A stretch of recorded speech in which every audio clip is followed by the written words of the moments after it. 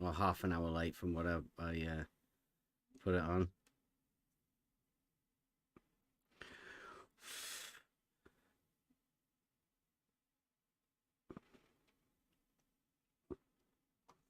Ooh, we are live. We get Buster.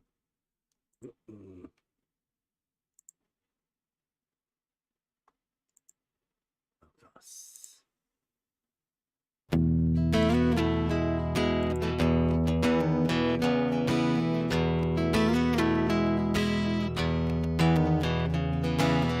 It's the echo in your brain. You know you can't sustain the misconceptions in your mind. One day you'll see for sure what all of this was for. Then you can leave it all behind. The journey begins.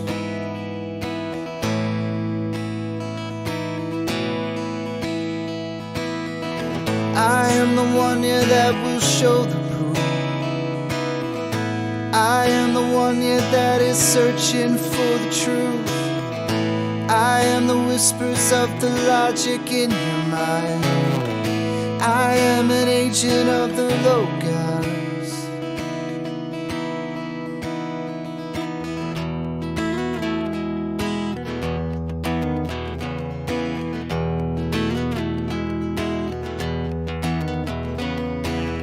In the beginning was found this thing that cannot speak. It's how we all truly learn. It's only ever attained when one lets go of fear. So don't let wisdom pass you by. The journey begins.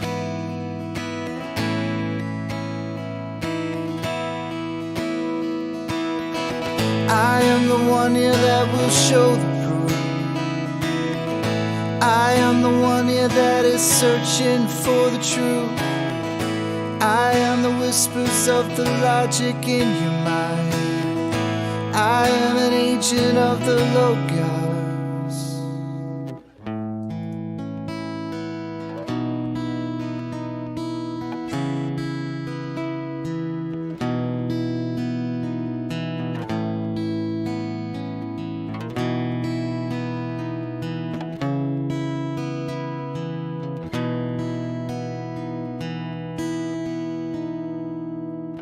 It was there all along.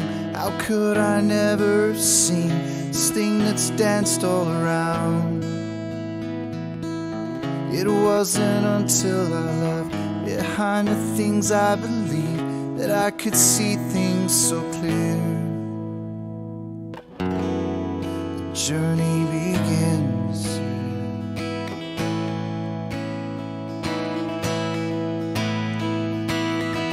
Become the one, yeah, that will show the proof. Become the one, yeah, that is searching for the truth.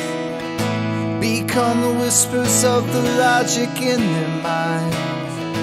Become an agent of the Logos. Become an agent of the Logos. We are the agents of the Logos. And we are live. Welcome, everybody. We've just had the watch party. I think it went quite well. I quite liked. For anybody just like listening in and maybe in the future or whatever, you're looking back. We've just watched a presentation by Betty, the Proofless Logician, talking about some, I don't know, that's what we're going to discuss now anyway. He's just done a presentation over at Blue Marble Sciences. Myself, it was something to do with religious people in the past that had agreed, or they made up a globe from their religion, or they made the globe and science, the amalgamated religion and science together to make the globe. Or, well, maybe that's the Holy Trinity, right? Maybe. Globe, science, and religion. Boom. Like, it's hard to separate them all now. But in reality, they were not as such as Bebby described them. Of course, religious people can be also scientists. Why not? Yeah. But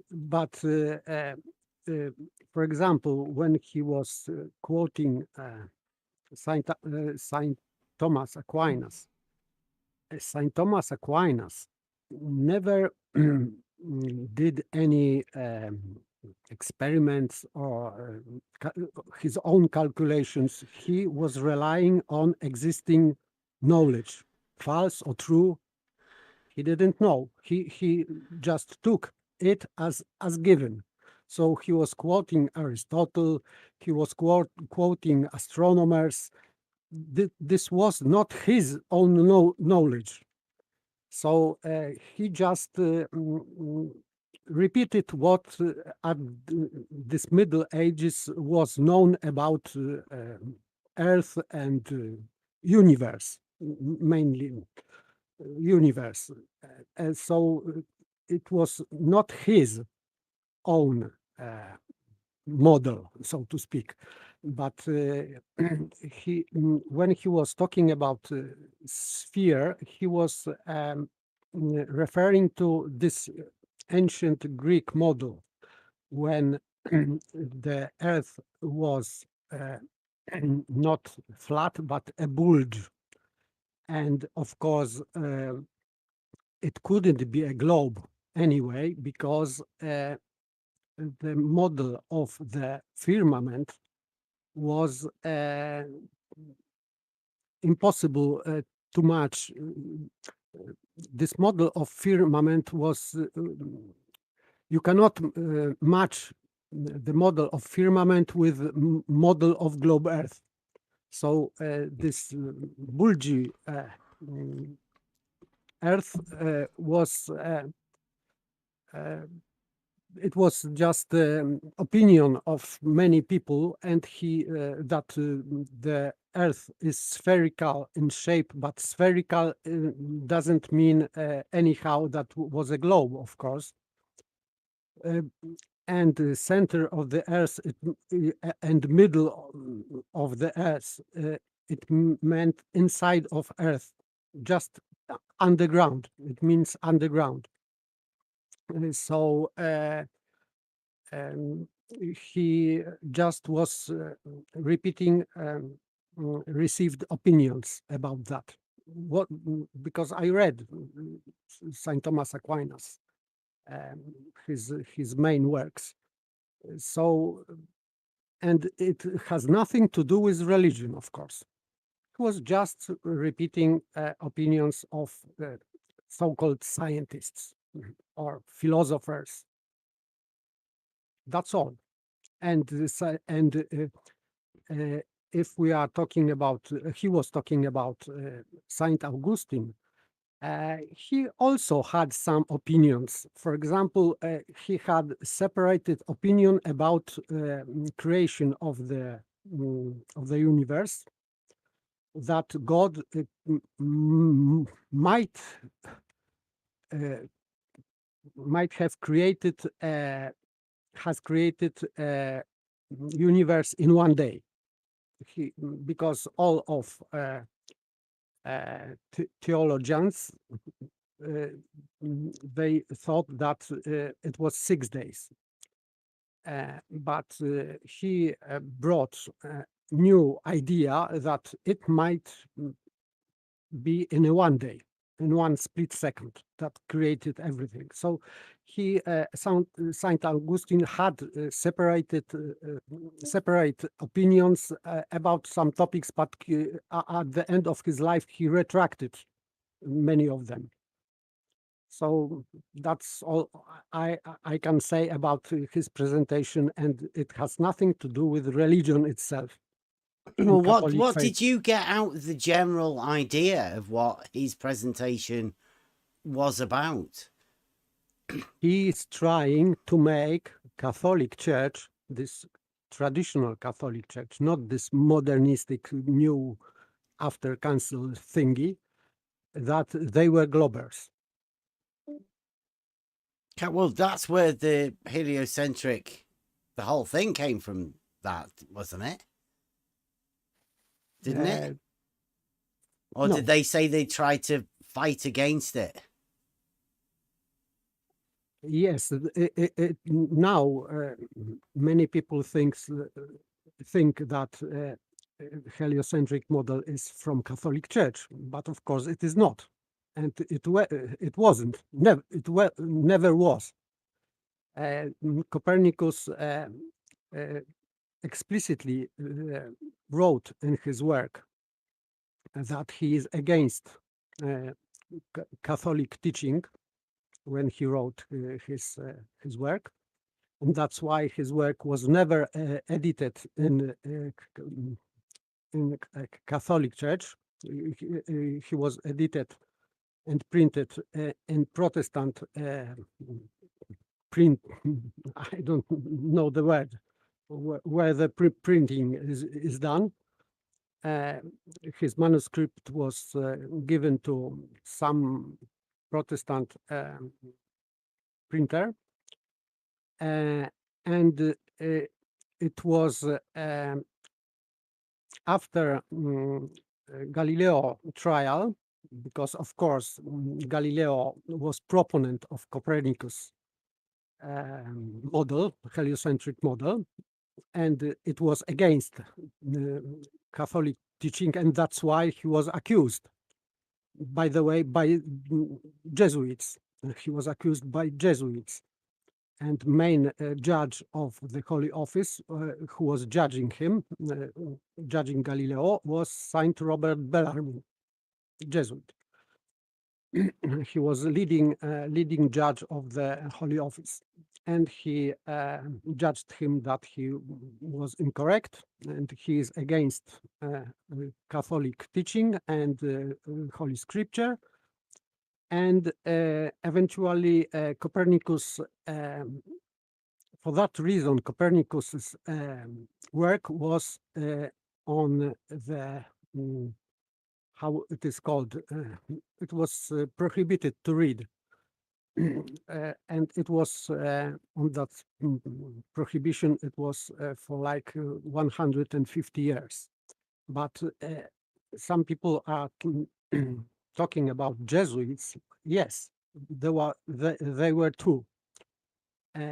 Lemané, or if I spell correctly, his French Jesuit, he was censored and excommunicated for that reason, that he was proposing this heliocentric model in 19th century.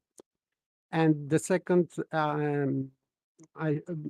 it was, I think, Teilhard de Chardin also, and he was also excommunicated. So these Jesuits who were proposing a heliocentric model, they were excommunicated from Catholic Church. So that's about Jesuits. Are you saying Lemaitre was excommunicated? Yes. Censored. He was expelled from university, I think, because it was Catholic. He was expelled also from Jesuit order, I think, but he was excommunicated for sure. You know, the man that came up with the Big Bang Theory, one of the yes, men. yes, he was excommunicated. Yes.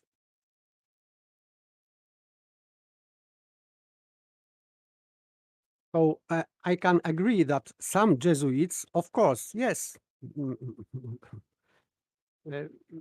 For example, Luther was Augustine monk, yes.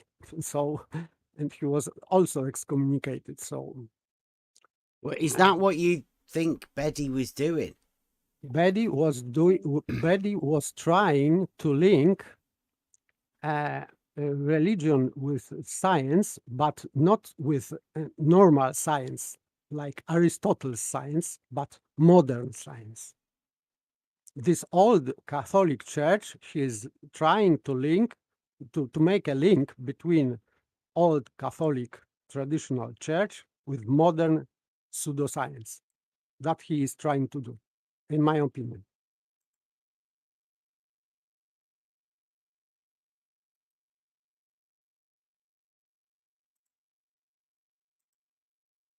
But when he was telling about Aristotle, that Saint Thomas Aquinas was disciple of Aristotle, yes, he was. I think that more than 90% of his quotation is in his theological works are from Aristotle. So he is pure Aristotelian, and but in some cases he disagreed with him, of course. And Bedi gave example of that because Aristotle thought that universe is eternal. The matter is eternal. So and it is obviously against Catholic faith, and he had to disagree with Aristotle on that matter. But anyway, he said that from that position, it means that if the matter or universe is eternal, it is more easy to prove that God exists, and he did it in his work, in his Summa contra Gentiles, Summa contra Gentiles in Latin. So this is summary against Gentiles. So Bedi's trying to slip through a religious man as a globe giver. Yes, yes, yes. Right. This is outrageous for me. Of course, yeah. Well, no, I think, it's like I said at the beginning, if what Bedi's trying to do is slip in the globe and a religious tie, he's sort of softening the way for trying to inject religion through science, through Catholicism, through the model. Yep. It's a way of getting them to accept this religious connotations to their globe model, right? They're there. I know they don't want them to be, but this globe science, bunny ears with my fingers, has come from this religion. That's where this new science that people imagine has come from. It's from a faith-based. Jesuit trained Catholic priest. And paper, you might want to check up on that. I don't think he was excommunicated. I know that he was, not only him, but in 19th century, Jesuit order was, I don't know the word, they were cancelled, so they were ceased to be in many countries. I don't know very much of this history, but in the beginning of Jesuit orders, they were leading order in papal state, and they, as I said, the main saint of Jesuit order, that's Saint Robert Bellarmine, was judging Galileo for his heliocentric teaching. But you are aware that the Catholic Church accepted the Big Bang theory, right? Accepted Lemaitre and adopted it, as a matter of fact. When? I believe it was in the 50s. somewhere around there. I don't think that before so-called Vatican II Council they did it. After Let me do a quick search. Hold on.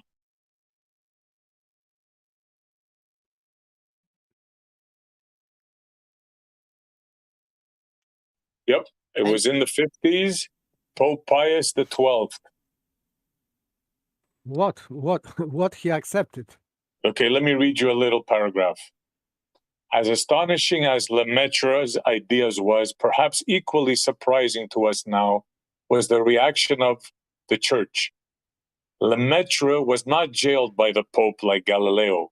He was not excommunicated the way Johannes Kepler was by the Lutheran Church. Quite the opposite. In the early 1950s, Pope Pius XII not only declared that the Big Bang and the Catholic conception of creation were compatible, he embraced Lemaitre's ideas as scientific validation for the existence of God and of Catholicism. So someone has wrote about Pius XII that way. I disagree. I didn't find anywhere. Quite opposite. For example, Pope Pius XII, he wrote encyclical Humani Generis, refuting evolutionism completely, and evolutionism as science at all.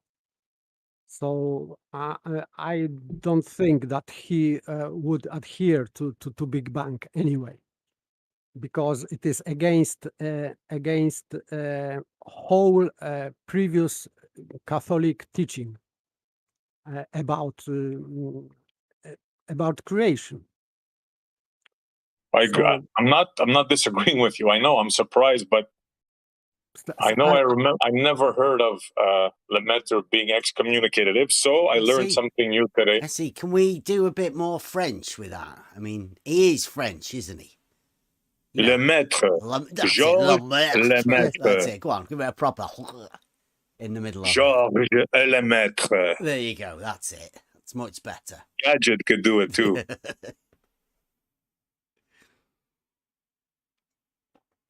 You know, these modernists were very, very careful. For example, Teilhard de Chardin, he was excommunicated only, I think, at the year of his death, because when he was censored for his strange theories, he spread his theories around by writing private letters.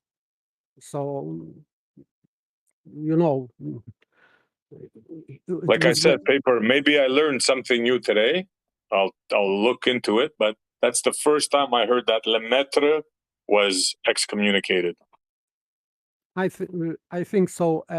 But of course, I was reading about that many years ago. So maybe I am mistaken, but I have to check it also. But it doesn't make Jesuit order that they were heliocentric. This was I know it doesn't make heliocentric sense, order. right? Yeah, I agree with you on that. But hey, how do you control the opposition? You become the opposition. Yes, of course. They were modernists and heretics and strange people inside, formally Catholics. So, for example, Voltaire, he was very one of these French new thinkers, new philosophers, well paid from Tsaritsa Katharina in Russia. So he was formally Catholic. So you cannot say that he was Catholic or he was Catholic priest. Of course, maybe. but it doesn't mean that Catholic teaching was that way. That some people, or even priests, or even bishops, maybe in private, could say that something like that, like Big Bang. It doesn't mean that this is Catholic teaching. Yeah. No, I'm not saying that it's Catholic teaching. I'm just saying that from what I've heard, from what I've read, that it was accepted and adopted as proof. You know, no, but who am I? Like, it's just something that you could be right. Maybe they did excommunicate him. But still, even if not, he was not excommunicated, it doesn't change anything, because Catholic teaching is not based on private opinions of some people. Agreed. Yeah, for sure. Yeah. If that's the impression you got that I'm saying, that's not what I'm saying. No. Can we get back to what the fuck Betty was talking about, rather than some sort of other, like, I'm still unsure what Betty was talking about and what the point Nobody of it was. knows what the hell he was talking about. But it's like just... you guys are going on to a different conversation that's probably very good, right? But it's not getting us to the point that I don't think anybody understands what Betty was doing. Agreed. Apologies. I think that Betty, if we had, or some people had, ancient Greek model of the universe, this model is not religious or not religious. This is just opinion of some people from ancient times, and this opinion was repeated, but by many people, also by Saint Augustine, by Saint Thomas Aquinas, and some of these opinions were repeated by Aristotle also. But this is not religious topic at all. Is that what Betty was doing, though? He was trying to convince maybe people that because Saint Thomas, look at his last point, Saint Thomas Aquinas was a saint. It means that if you have different opinion about globalism, you are going again, you are unpious, maybe. But I said this yesterday. I think that I've been waiting to chime in till now, and I am a Reformed Catholic, I have to say. So I don't adhere to the Catholic Church, but many good people do. As paper points out, the old Catholic Church, and many adhere to the new Catholic Church. I think on the surface, what Bebby was doing was challenging Mike because of a conversation with Mike that he had about Aquinas.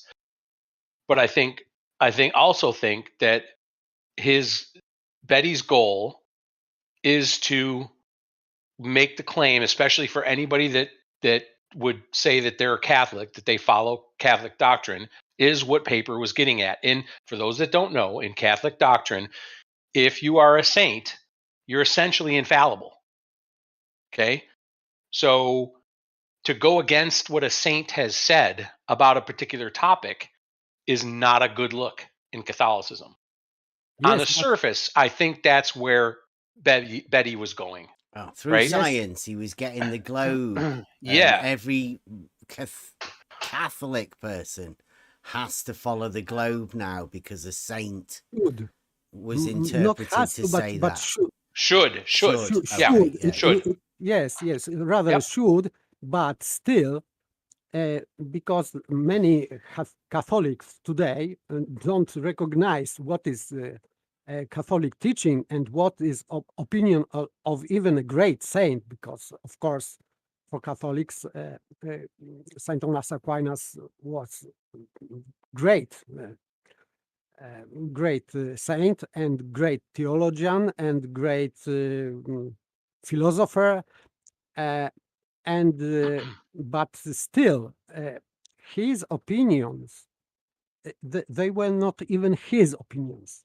But his opinions on that matter, it doesn't completely matter in the Catholic faith. Yep. And Mike is correcting me again. I'm Reformed, right? So I'm not part of the Catholic faith anymore. But Mike has said that not true saints being infallible. Obviously, you can't come to the mic. So Yeah. so yeah, I mean that's true. Again, surfacey, right? Whatever Bebby was trying to do in regards to this conversation with Mike is surfacey. There's something behind it though, because you don't take a conversation with Mike on Thomas Aquinas and then push it to blue marble science. And I'm pretty sure, I don't know how many people over there might be Catholic. I doubt there's a lot of them.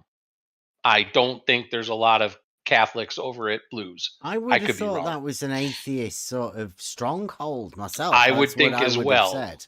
I would tend to think as well. But again, you don't know, you can't tell right without talking to people. But this has been my premise, right? This has been my hypothesis that we have now gotten to the point where the globe is God. Okay? Globe is God. The globe is a deity. Any way that you can link any faith, either directly or indirectly, to that God, you will gain more followers. Yeah, they'll So if you assimilate could, it. if you could coerce Catholics into believing that their saints, their popes, right, their church structures believed a certain way about a certain other deity called the globe, then you might be able to catch some people that might be on the edge a little bit, or maybe completely off the edge in the other way, if you get my drift, right? It's all bringing people back to the real deity, which is globe. That's what I think. That's my hypothesis of what Betty was really trying to do. I would go along with you as well, but I would say one step further that the particular arena that we're in, there is no hardcore Catholics, right? That are willing to turn over to the globe because Betty says that some religious guy, right? I mean, like, who are you really going to take your religious teachings from your religious saints from? I mean, you're going to take the word of Betty. I think he said he's Church of England, which is I'm myself a Church of England, right? It's for the audience. Do you want to say what that is? Well, it's just basically, I think it was Henry decided he wanted to break away from the Catholic religion because he wanted to get divorced, and made a Church of England. But I mean, it's the least religious of all religions that I've ever known, right? And nearly everybody in the UK's Church of England, right? And there isn't, it's never been a hardcore religion or anything. Although I did go to Sunday school or whatever when I was a kid, but it's I wouldn't class it as a religion per se. Not for myself anyway, right? When about me, it's like everything just passes me by. Right. And so yeah, there is no hardcore, like the churches are never full or anything. There's hardly ever any open, right? I think for weddings and maybe christenings, stuff like that. By the way, Mike can't come to he's in the VC, but I'm sure he's busy. He can't. So he says, my take is that Bebby's goal is to demonstrate how many, quote, smart people believe in his ball because consensus rules his entire world. Yeah. And Betty's claim is that because Aquinas never said he disagreed about Aristotle's ball belief, he must have agreed with it. Yeah. And again, along with that consensus. For Betty. Yeah, absolutely. Definitely received opinion is everything, right? But you take everything that you hear that you can't vet yourself, right? It's not like Betty got on the phone with Aquinas and talked to him, right? Or Aristotle for that matter, or us when we went through Aristotle. Yeah. Yeah, when we talk about it, we We make sure that we are transparent and saying, look, if there was a guy called Aristotle and he said these things, this is what we think about it. It's so I don't know what the whole point is necessarily, except that going back to my hypothesis, the globe is the deity. Must be. Yes, So but this is imputing this globe is going with misrepresentation of Aristotle, because Aristotle didn't say that the Earth is the globe. Never, ever. We know that these guys misrepresent anything they can. yep, I think that's what Kevin's saying, right? definitely. The assimilation of anything that they can do, even if they can misrepresent somebody and say, "Oh, well, he's a priest," you know, like there's a guy who's a Church of England who's trying to tell all the Catholics that they should follow the globe because of his interpretation of what somebody else has said over in a Blue Marble Science Discord server doing a presentation. Very good presentation it was too. I mean, I hope he does more of them. I really do. I think he did well. I mean, that's the sort of thing we've been missing. People doing presentations. I think the last one I heard like that was when Raven did one for us at the beginning of the Trivium. I don't think he quite matched up to what Raven was doing. No, I don't think so. But, you know, it's a good try, right? At least Betty's going over there and attempting to sell some globes, right? He's trying the religious approach to Catholics, right? He's trying to gather more religious people into the fold. Don't think it's going to work well. I'm not too sure how well they're going to go down over there. Well, I'm wondering if part of it is looking to gather more people for the Church of England, perhaps. I don't know. Maybe that's what he's trying to do. I'm not exactly sure. But I do know, in my heart of hearts, I believe anyway, that these people have a God, and their God is the globe. And that faith is stronger than just about anybody's faith in any religion you can think of. Yep. Now, it may have been in the past that this religion was given to children, right? Mm-hmm. Through the parents. You always took on the religion of your parents. Yep. That may have been the way it was in the past. But since education's come around, that has changed. And Kevin's right. They've replaced that religion for a model. Yep. It's a new church now. Yeah. And the church isn't in a church anymore. The church is in the public schools now. That's where the church is. Different kind of church. Yeah. But nonetheless, that's where the faith is given, right? That's where the received opinion is given. We've talked about this 100 times in this Discord, that children are not, they're taught not to critically think. They're taught to accept information, not question it, regurgitate it in order to pass and get to the next grade. And then they're rewarded for doing so. That is a religion. That is what I had to do. Oh, sorry, Bev. Let me just say that. Yeah. That is what I had to do when I went to Sunday school as a young boy. That's what I had to do. You memorize scripture.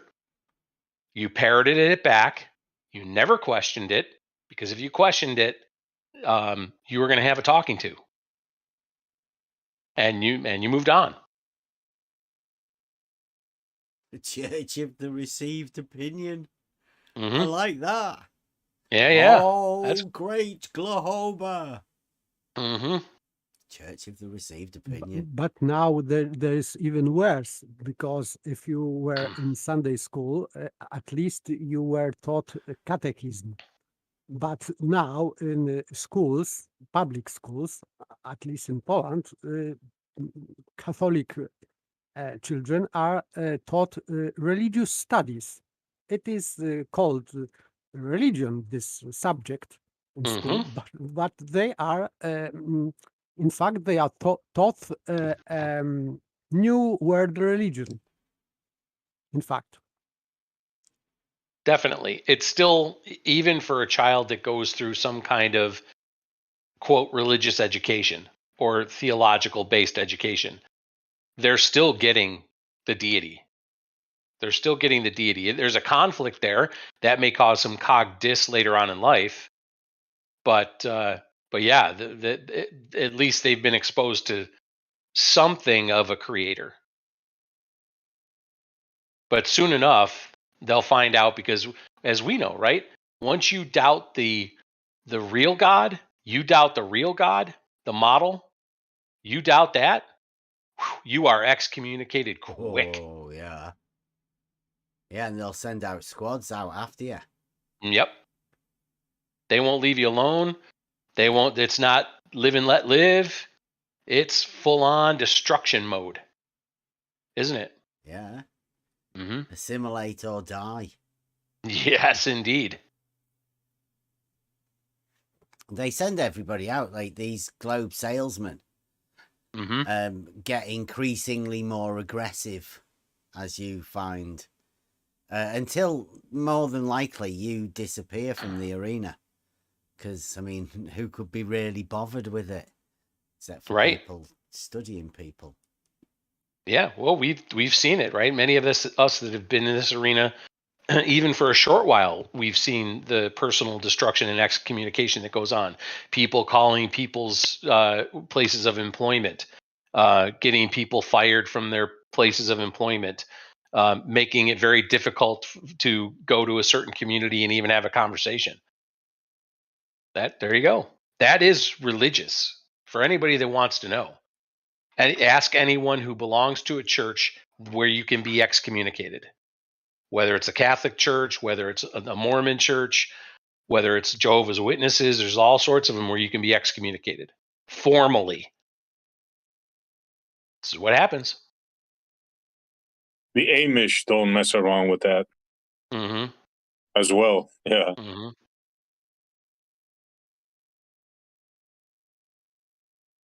It's our way or the highway, literally. Exactly right.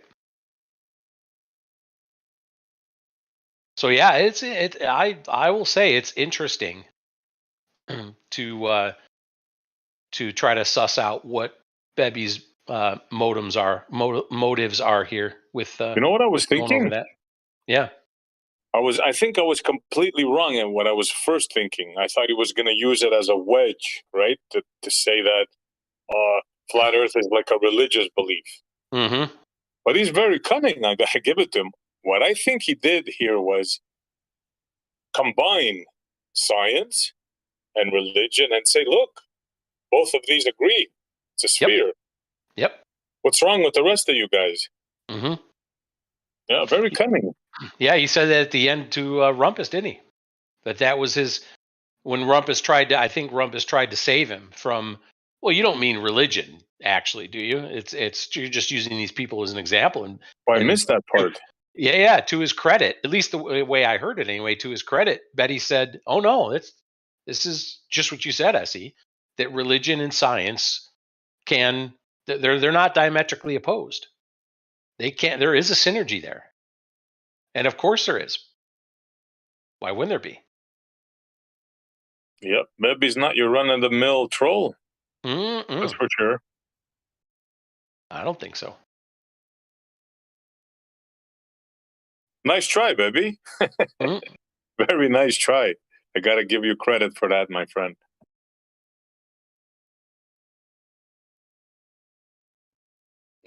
But don't forget, they used to burn them first, right? They used to burn them, torture them, Yep. make them confess, lock them up in rooms if they were buddies with the Pope. And then when they saw that, oh man, these Christians, we kill them, we torture them, there's no, then they just said, okay, what the heck? Let's go along with it. Can't beat them, join them. Yep. And Emperor Constantine, way back when, said, you know what? We'll make it official. We're Christians now. No more burning, no more staking up on the cross. Amazing how that works, huh? Yep, definitely.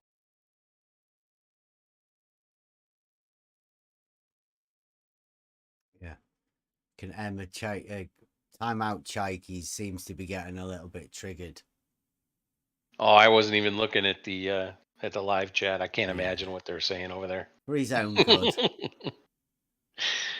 For his own. Has anybody in the YouTube chat actually watched the presentation? Because I'm, like I say, I think it's a very brave move taking religion over there to the globe. Because as far as I was aware, the globe is a very atheist. Like, I don't know whether most people know my origins, but I originally came looking for, say trolls, but not trolls. People who got triggered at things people said. Just words that people got upset by. Or, people hearing other people's opinions on things and getting really upset about it. That's where I came in. So I first started off in that group of atheists. That's what they were, the people that I initially thought that religions were bashing these atheists. But then it became pretty apparent that there was one religion that the atheists seemed to particularly go after more than others, which is strange for me, because if Beddy says he's a Church of England, that's Christian, and it was the Christians that seemed to get bashed more than any other religion by these atheist people. And I still believe to this day that those people that get triggered that much are really atheist. They have not a fight with people, but a fight with, I don't know, like a religion, but it's not a religion. It's like they're lacking something, to be honest. And they don't seem to like people that do have, I don't know, a purpose, or I don't know. There's just something different right now. This group of people are definitely the group of people that are over there at Blue Marble Sciences. So this is very strange to me as to what the idea of what Beddy's doing over there. Yeah, that's not the place to do that, because they're anti-religion, if anything. They're something went to my mind against any creator, any form of God or creation. It had to be done by, Mother Nature, Big Bang. Yeah. Yeah. This is where it totally makes sense to me, but that's just because you're right, Bev, when you say that that group of, call them atheists or whatever you have, right, seem to be especially triggered by Christians. But yes, that term Christians is, for anybody that knows anything about the Christian faith and the different religions and schisms that have happened over the last 2,000 years since Christ, if you believe Christ was a person. They lump you all in one, Kevin. Sorry. Yeah, they do. Right. Yeah. Exactly. I see. They lump Christians all into one, but in actuality, there are many different sects of Christianity. And I think from Bebby's perspective, coming from the Church of England, because you said it, Bev, right? They're the least religious or at least Christian-y faith out there, religious faith out there, right? Yeah. As you said, I have never been part of it, so I don't know. And I would say, maybe Paper and Mike might disagree with me, being Catholic, I think they are.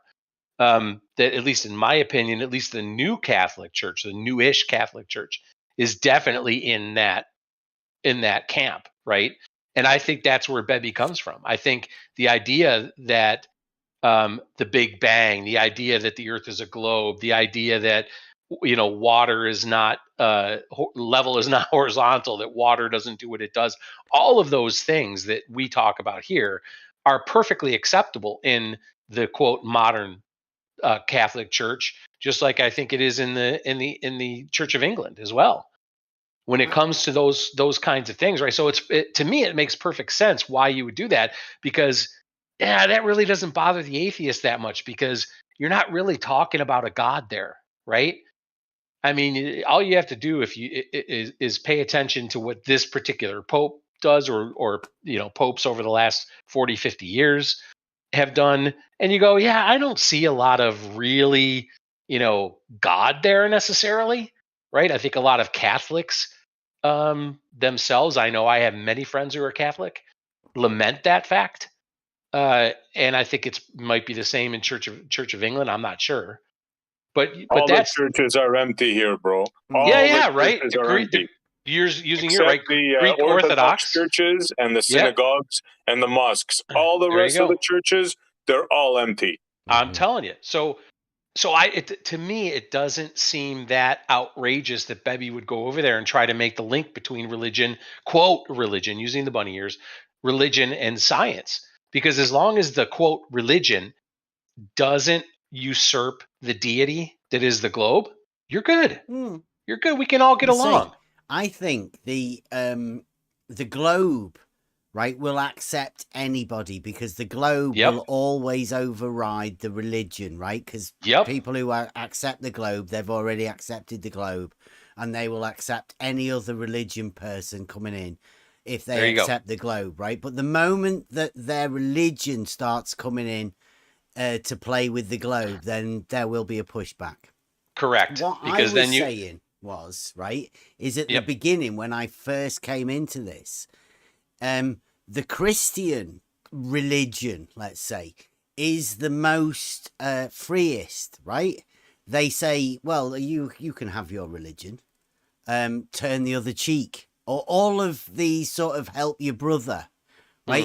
It's not people don't chase somebody if they have a different religion, if you're Christian. Right? Because it's not the Christian thing to do. It's like the Christian religion is the most forgiving, it's the most compliant, and they are happy within themselves. So it is now. It is now. Be careful with that. Well, yeah, but it wasn't like that in the past. I don't know. Like only the stories of the people that say that in the past. Yeah. And there is truth to what Essie is saying, but again, remember, when you say Christian, you're lumping all these different groups together, right? That's a big fault. Yeah. Mm-hmm. Yeah. What I would say, as I consider myself a Christian, right? As a Christian who does not belong to any super structured religion, as like a Catholic or a Mormon or I don't consider myself anywhere in there. I think it goes to what you said, Bev, right? That as long as there's not a physical tug of war between your God and my God, the globe, we're good, right? As long if you're a Catholic, as long as you capitulate to the Pope that's in charge, and the Pope is saying, "'Tis globe," I'm fine with you, right? We don't have to talk about God and Jesus and all the other stuff. We could just let that stuff, bygones be bygones. As long as your head of your church, if you have one, says "'tis globe," all good, right? No problem at all. The problem is if you come across a Christian who says, "I don't care, and my God doesn't say it." If you are a Bible believer, the Bible to me doesn't say it. I don't adhere to that, and I don't have any church fathers or structure that's telling me to believe one way or another. And so I'm going to be a skeptic of "'tis globe." Well, now you are about to be excommunicated. That's what I think.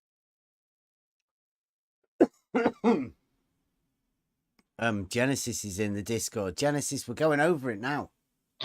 Like, I mean, we're not checking for errors.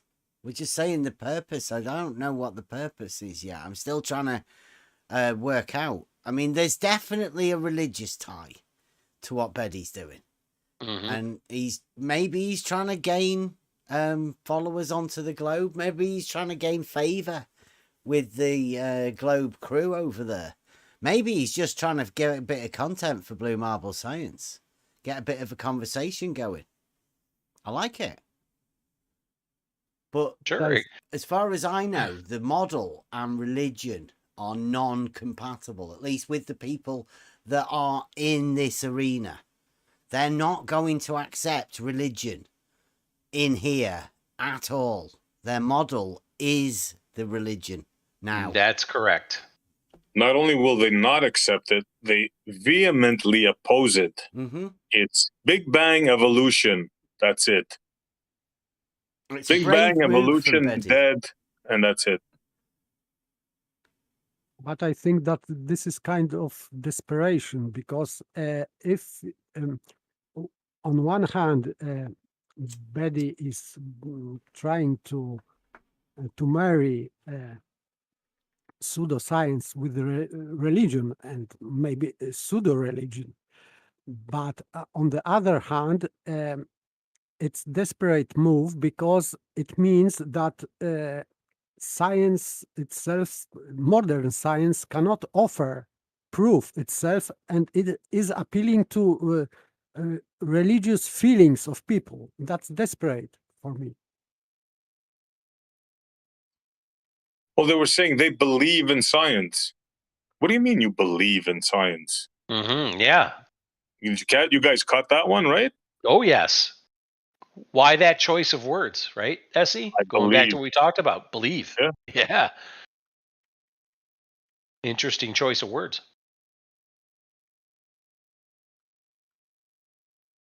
So if you're trying to tie, like I said, religion and science, and saying, look, what's wrong with you guys? Even religion says it's a globe. What is not went true, completely the opposite. Very well done, I must say.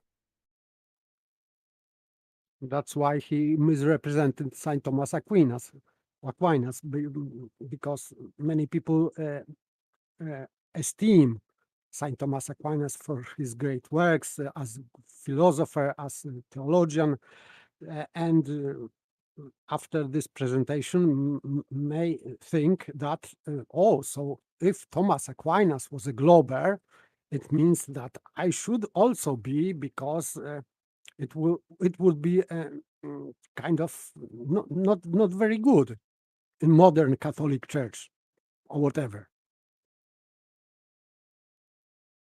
But in my opinion, it's bad job. Well, bad job if you didn't, if you caught it, bad job. But how many people do you think from the ball side caught any of this stuff we're talking about? In belief, you don't need to understand. So yeah.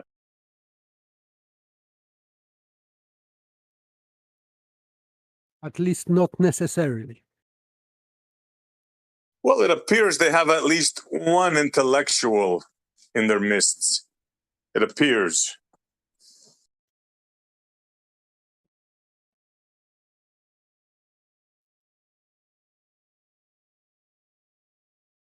Unlike I Can Science That, which is the complete opposite. Well, it appears that all of these, the old school guys, want me to put out a video from quite a bit ago. Red's rhetoric. They're using really weird tactics. So why would they want to do that? I don't know. They want to show that we were a server with morals, I guess. That's what I wanted to say earlier, right? That this new religion may have shifted, but at least old religion, old school traditional religion, did have a moral based value system to it. this new globe science doesn't have a moral-based system to it. In fact, immoral activities seem to be praised within this new religion that we've found ourselves being in the middle of, I'm guessing. I'm not happy with it, really, because I don't particularly like the people that are in this new globe science thing. It says stupid things, and then it accuses me and slanders me of things.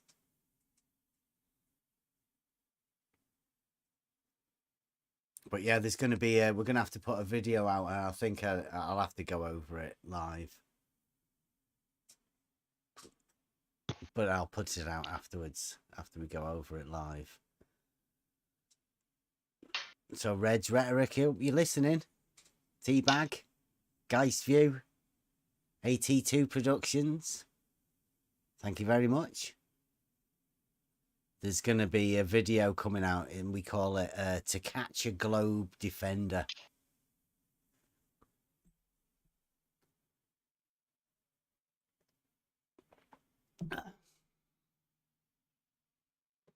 There's a battle between science and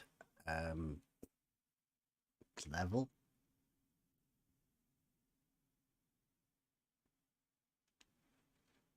So they need all of their best friends to go. I'll be doing it on my own, so nobody think that they have to get involved with it. But it does appear that challenges are being made to the next level crew and me personally. We'll be getting into that over the next few days, probably. All because Wally, if Wally's listening. Wally, you said we should talk to Red's Rhetoric, and look what's happened now. I don't know whether that was the idea. Is that why Reds has come back? Just to cause a load of shit. Slander, libel.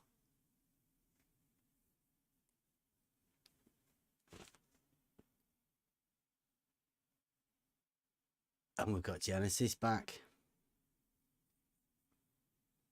All of the best qualified globe defenders are coming back. It's not obvious who's setting the narrative.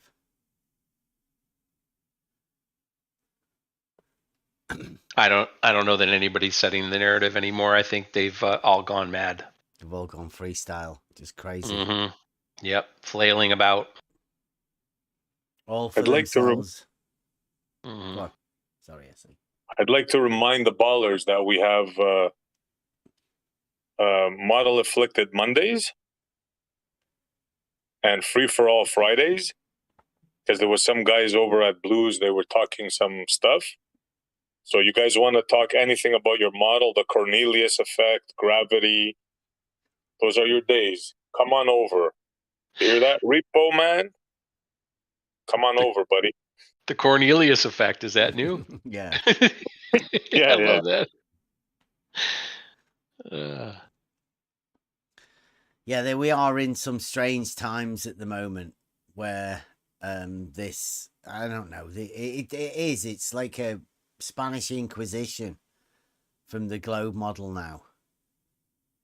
Where It like is. anytime any of them just come over here, they just full on globe. Well, and then even further than that, right? Demeaning certain people, certain people's their skills, their professions. Yeah. It's just crazy. Yeah, they send people over purposely to try and get you angry. Probably this they'd be like, oh, look how angry they are over there.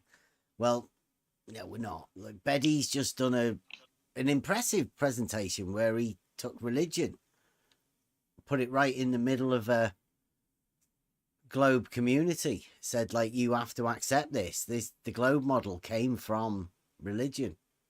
That's what it seemed to me like he was saying.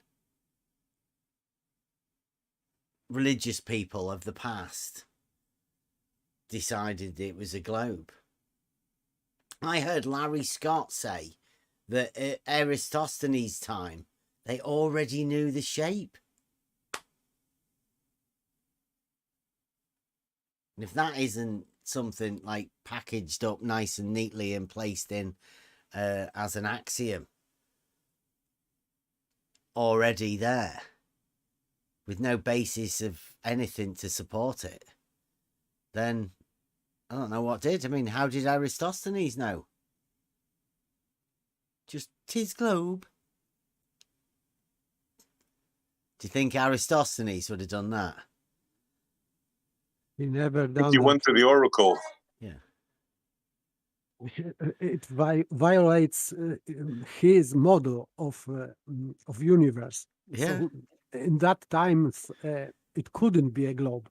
Anyway, of course, they assumed that some of them assumed that Earth is spherical shape, but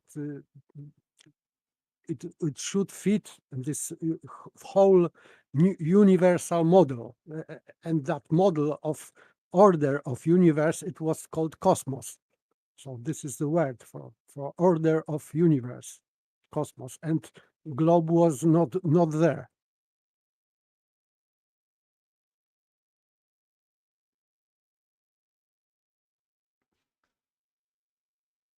Yeah, I don't know. Like, I don't know how anyone can look back and say, well, such and such a person said something in 1300s or 300 AD, BC, whenever. It doesn't really matter. It's some words that have been wrote down in a book by who knows Anybody. who. Yeah, anybody could have done it. I mean, that does go for the Bible as well. But, you know, that's just the way I am. I don't know who wrote it, whether it was wrote as a story, whether there is a message there, but you have to interpret the message yourself, and you will get the message that is given to you from the book. And Who you can't knows? question the author. That's another hang up. With you totally on that, Bev. You can only go with yourself and what feels right for yourself, but I'm guessing in order for you to be able to do that, you have to have a foundation of morals that are built upon something. Otherwise, literally anything can go. I mean, I think that's what we're seeing. In the minds of children, you can place ideas, axioms, self-evident truths that are non-logical at the time, but get locked in. You can't reverse them. They're locked in. They become axioms at a certain point, and there's no reasoning needed to accept them. They've already been accepted. If you put a broken moral code, then that becomes accepted. I've often said that the love that you interpret is the love that you imagine that your parents gave you. Well, if your parents beat you, then you could rightly believe that to be love, whether it be good or bad. And if that's done at childhood and it gets locked in, then your understanding of what love should be, it will definitely be skewed. And if it can be done like that, then other things can be done. Definitely. Everybody's seen it. Everybody has the globe model, but nobody knows where it came from. Nobody knows where they taught it or where they were taught anything about it. Because you weren't. Nobody was. It's just placed in there.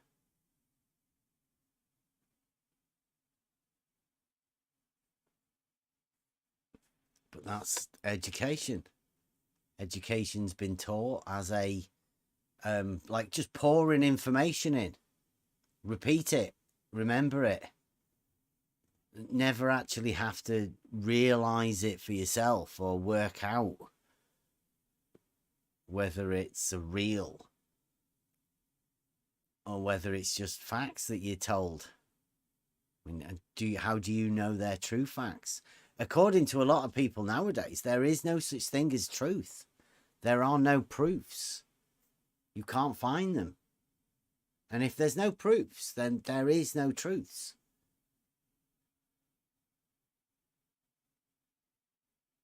That's sad.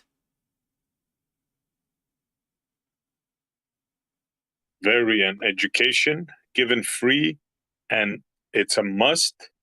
Think about it. Given free, and it's a must. You have to educate your child. If you live in this country, this is what you have to teach your child. Your child. It is not Even if your you school them child. at home, you still got to teach them this. Of course, you get to teach them other stuff too, but you know what I'm saying? You should look into that word curriculum, right?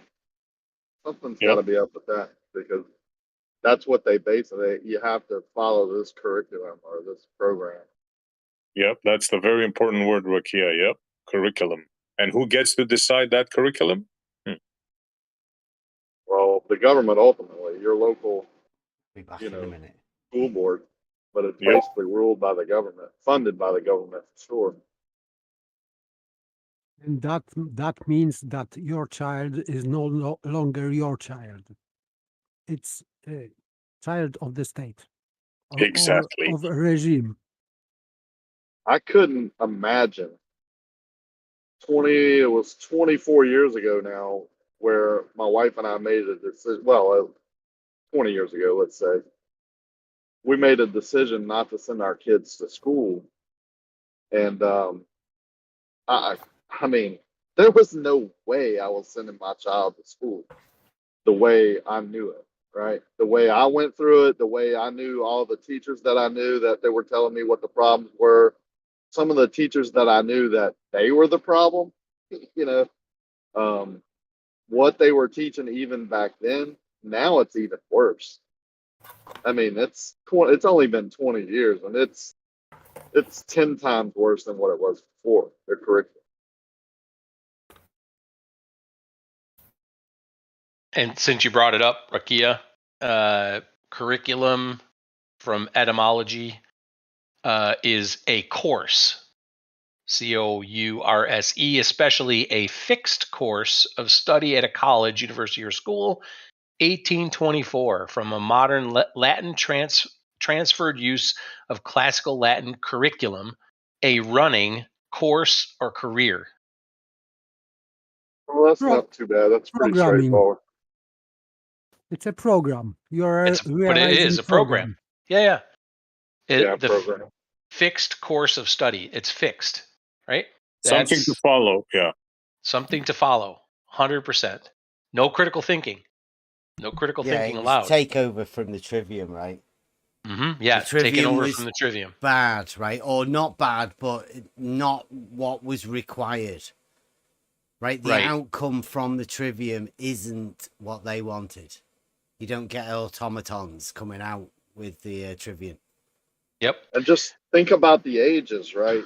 Basically 8 years old to, let's say, 17. The most crucial age of a child's learning and what he's going to set as his basis, his Yep. baseline is being taught, like that.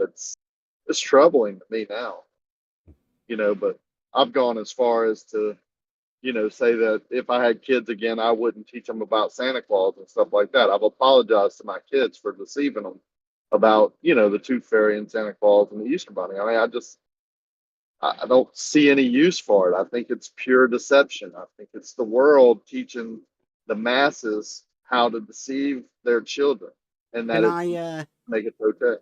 Can I just bring us back to the thingy one? Because I mean, this definitely needs talking about, right? The education system and learning and all that. We are going to go into trivium, but we're talking about logic night tonight and going over Beddy's stuff, right? So put that on the back burner for the learning, right? let's just take. I'll try and give you a recap and get us back on track. Right now, we watched something occur that Betty was trying to link somehow. This Saint Thomas of Aquinas with a globe model and link it to it, right? Now, whether that was the formulation of the globe model that he was trying to do, and he's trying to link it to some saint, but why do you think, sorry about this is Kevin's job, why do you think he's doing that? Right, why does he have to do that in Betty's performance, right? Why did he particularly choose that to do? I'll give you a hint. Because there is no globe model. He's having to switch the conversation completely. He can't show where the globe model came from. He's having to link all of these religious people to the globe model. But where did it come from? It didn't come from anywhere because it's been placed in people's heads. This globe model thing, Betty was trying to distract. He's trying to get the conversation away from somewhere, I think.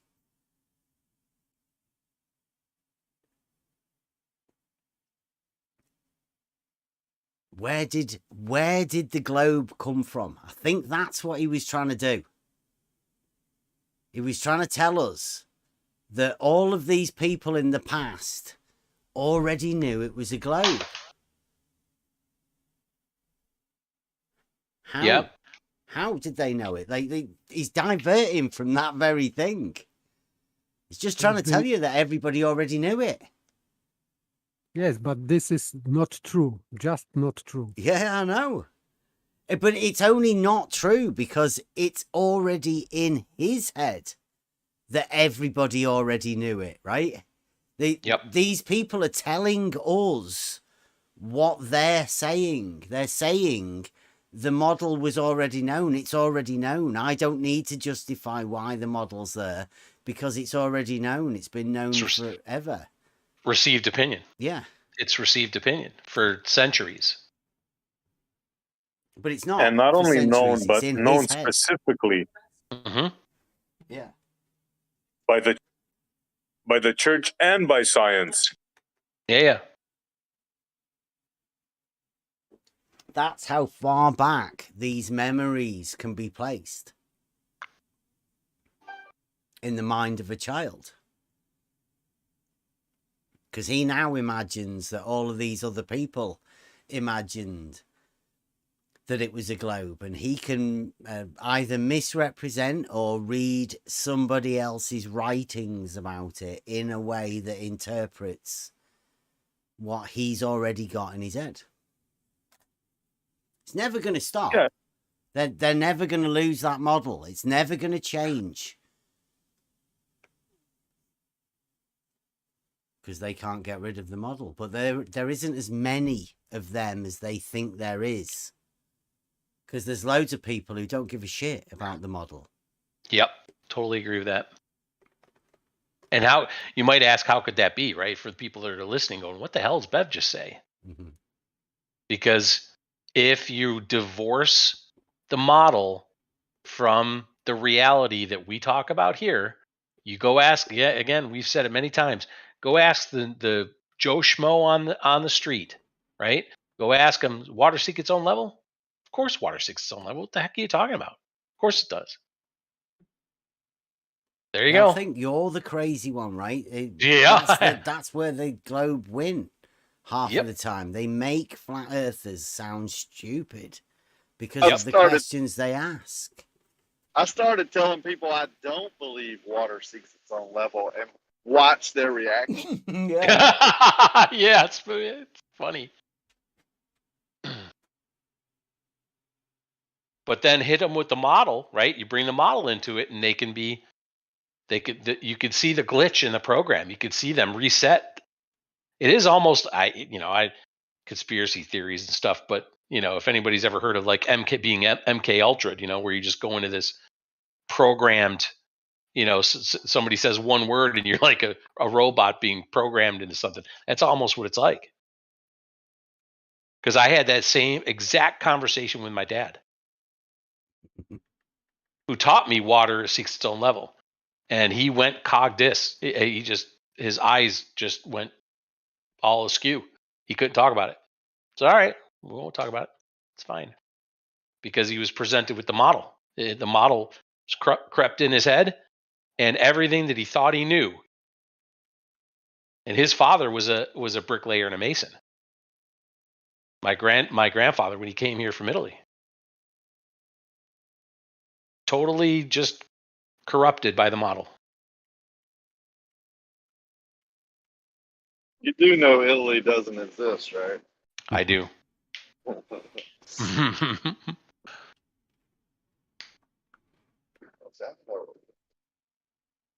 Yeah, I think we're, we've been through it, right? We know who we're dealing with now.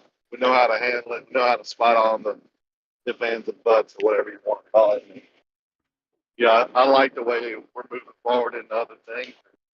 Watching them chase us now. It used to be the other way around. Yeah. I don't. It's fun times, right? Well, the nasty guys are coming back. We thought it was bad the other, when we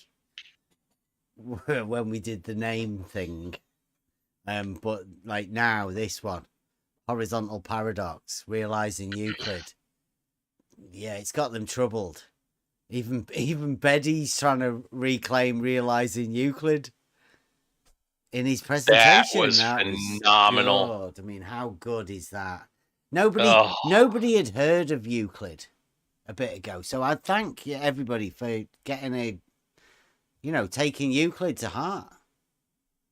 It's good. I hope everybody learns the logic within it. They really take the lesson of Euclid. Coupled with the trivium, I think it's the ideal tool. And it is. It's obvious that there's a group of people now that get too triggered at logic. They get too triggered at trivium. Starting at the identity of the subject and leading to the identity of the argument.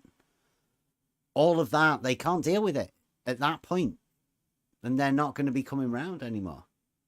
But let them learn, and they will rise to a higher level.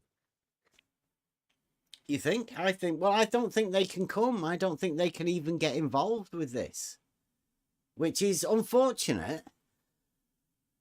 But there are obviously other people who we can converse with. It's just that we can't converse with these people that are in this arena. They get too triggered. Yeah. The globe model means too much to them, and I don't want very to threaten angry it to them. Mm-hmm. They get very angry. Yeah, they do. They lash out. They get angry. They try to excommunicate you. They say horrible things about you because they have to, because that's the only place they have left to go. They demean your profession, as we talked about earlier. It's really interesting from a psychological perspective what they're doing.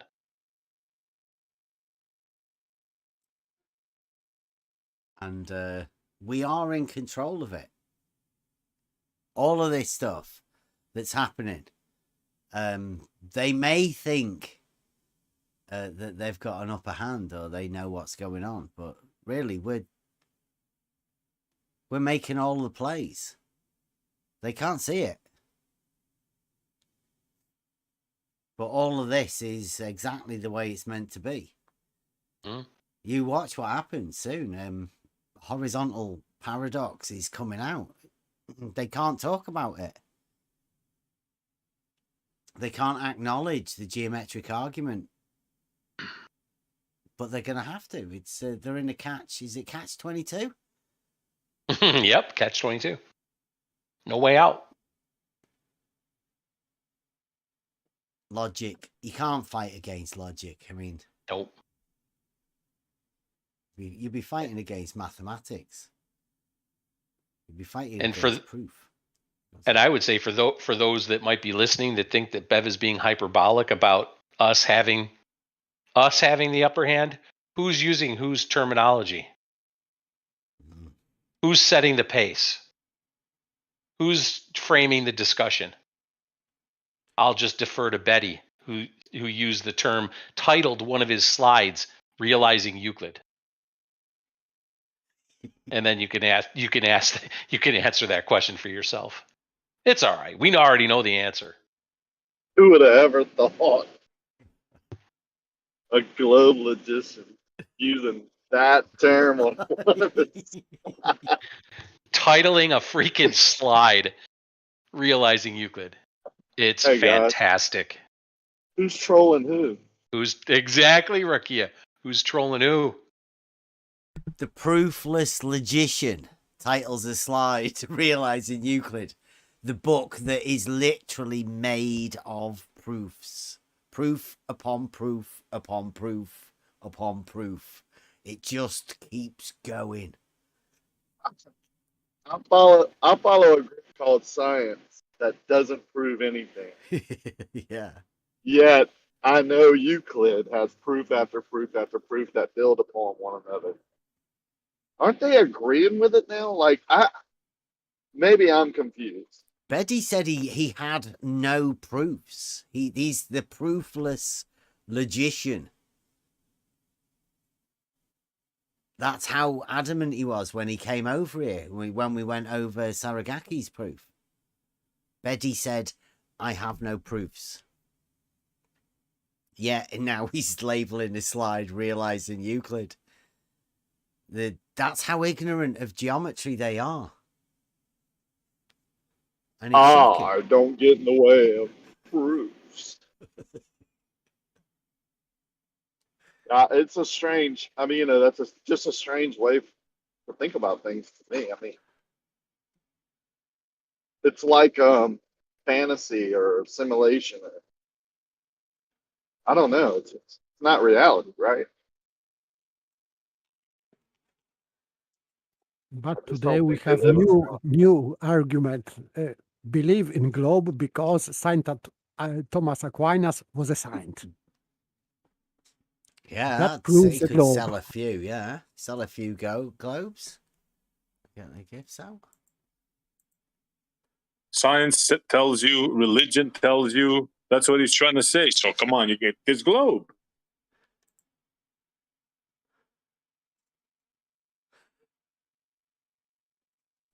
The trouble, though, is reality tells us something different. That's the key. That's the thing. Yeah, and also experience tells us that I go back. I like people are using the Santa Claus deal. I mean, I saw the crumbs on the plate, right? I saw the whoever drank the milk was called Santa.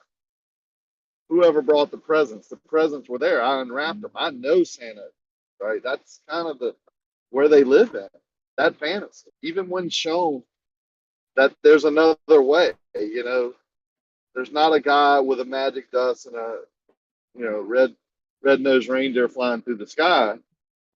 This is how it's happening. Your parents listen to you throughout the year and see what articles or commercials you like. Go buy those presents at the store, and on that night when you go to bed, they put them under the tree. I mean, that's reality. Oh, no, no, no, no. I saw the milk gone. You don't understand. You don't understand. Yep, and then the same way they see that rocket lift, and then on TV they see a man land on the moon. I saw that. You can't take that away from me. Preparation.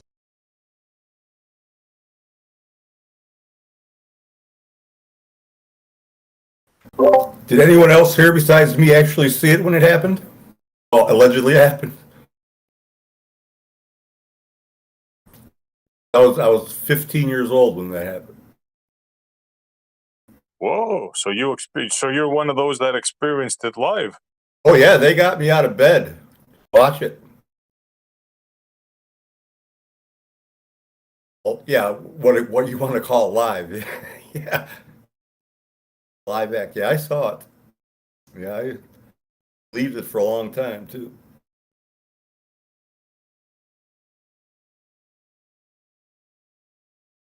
God, I'm the oldest guy in the room. That sucks, man. Pictures are powerful, aren't they? I was 4, John, so I was just going to let you have the moment.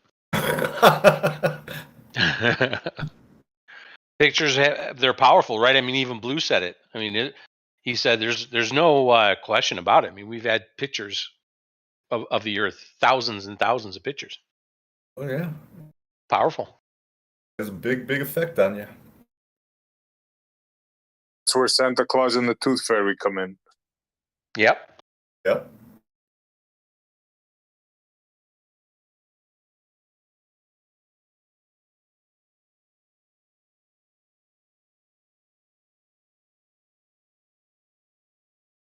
And it's such a powerful story that, look, it endured, when was it, 69? 50 years later, people still believe that. I don't think it's as strong as it once was, but yeah, the majority. I don't know if it's a majority or not anymore, but a lot of people still do, no question.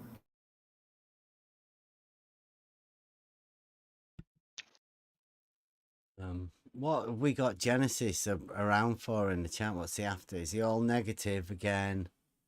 They do get very negative, don't Yeah, they? they do. They get angry. I can't understand why they get so upset.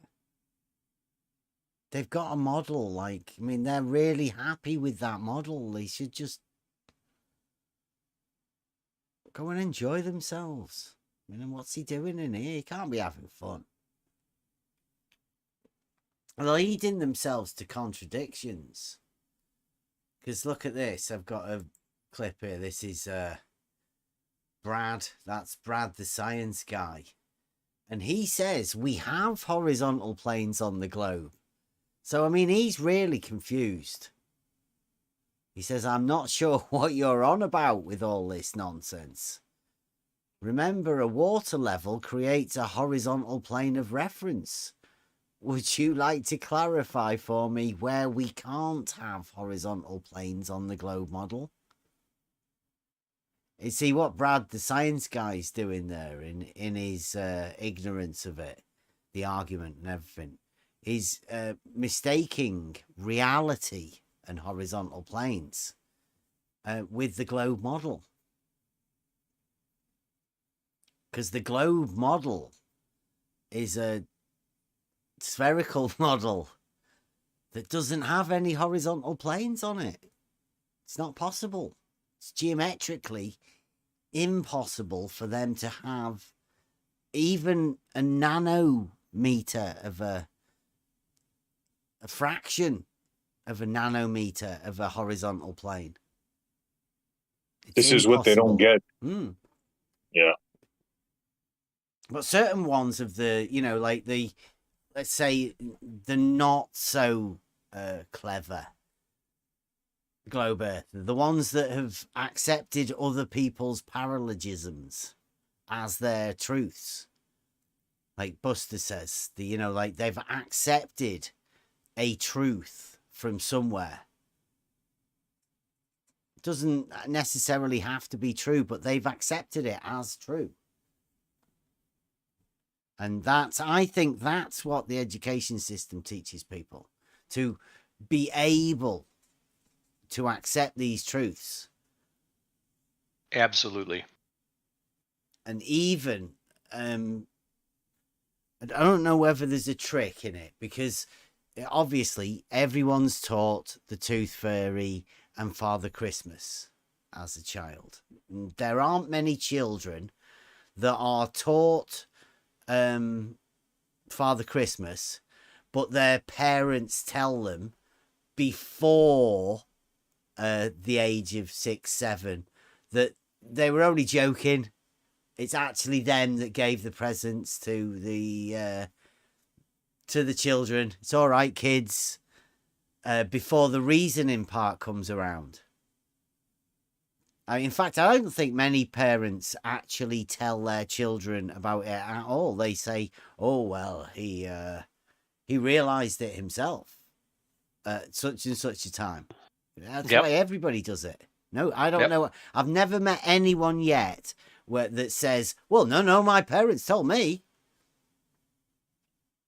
I mean, I never did it with my with my son at all. We never did Father Christmas, so there was never for any need for us to say that.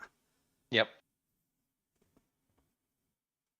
And I think that's, you know, whether there's a double play in the fact that the globe stays there and never gets questioned, whereas Father Christmas and the Tooth Fairy type thing, they do. Yep. It's reinforced at every level. That's why. It's as simple as the vacuous truth. Yeah. You tell someone that all of the lights in the room are turned off, but if you never go open that door and open the door and say, oh, holy shit, dude, there's not even any lights in here, then you just believe it. Mm-hmm.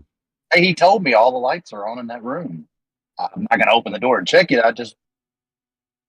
He told me. Definitely. There's no reason to question it, right, Buster? There's no reason to question it. So why would you question it? Well, it's the difference between belief and knowledge. Like you can open that door and know for yourself, you know. But and since you're not, and I told you, it's like they didn't lie. They, you know, there's just not any lights in the room. And since you're not allowed to, since you're not allowed to question it, right? Because again, that's how you're brought up in school. You don't. You always say, "Oh, ask questions," but you really can't reason and ask questions. You get in trouble for that. You can ask questions about, you know, did I get that right? You know, when did Columbus sail the oceans blue? You know, in 1492, right? I mean, you get that stuff pounded into your head. You can ask questions about that, but don't ask any really difficult questions based on reasoning and critical thinking. You can't do that. And so that's reinforced over and over and over again. And so, you never even think to like what Buster's saying.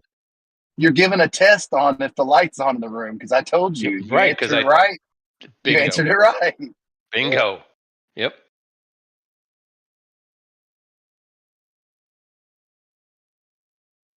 Yeah.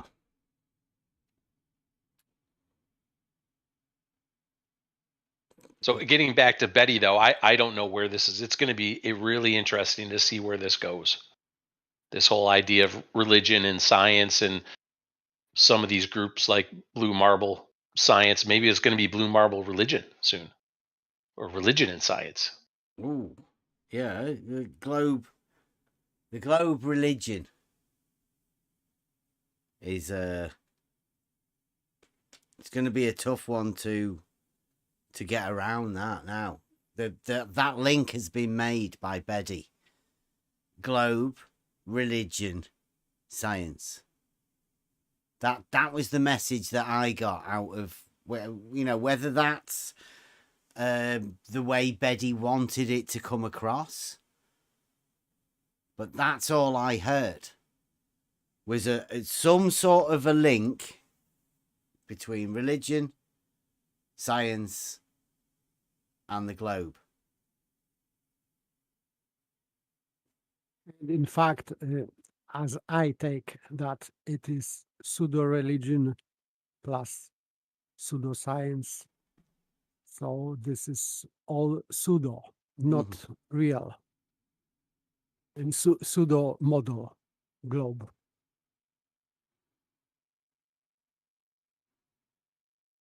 I'll go along with all that. three are false.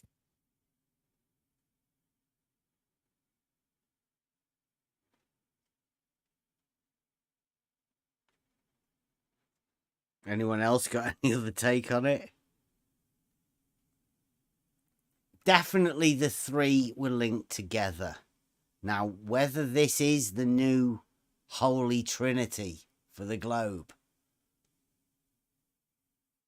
you keep the religion bit quiet, but the globe and the science are definitely very prominent.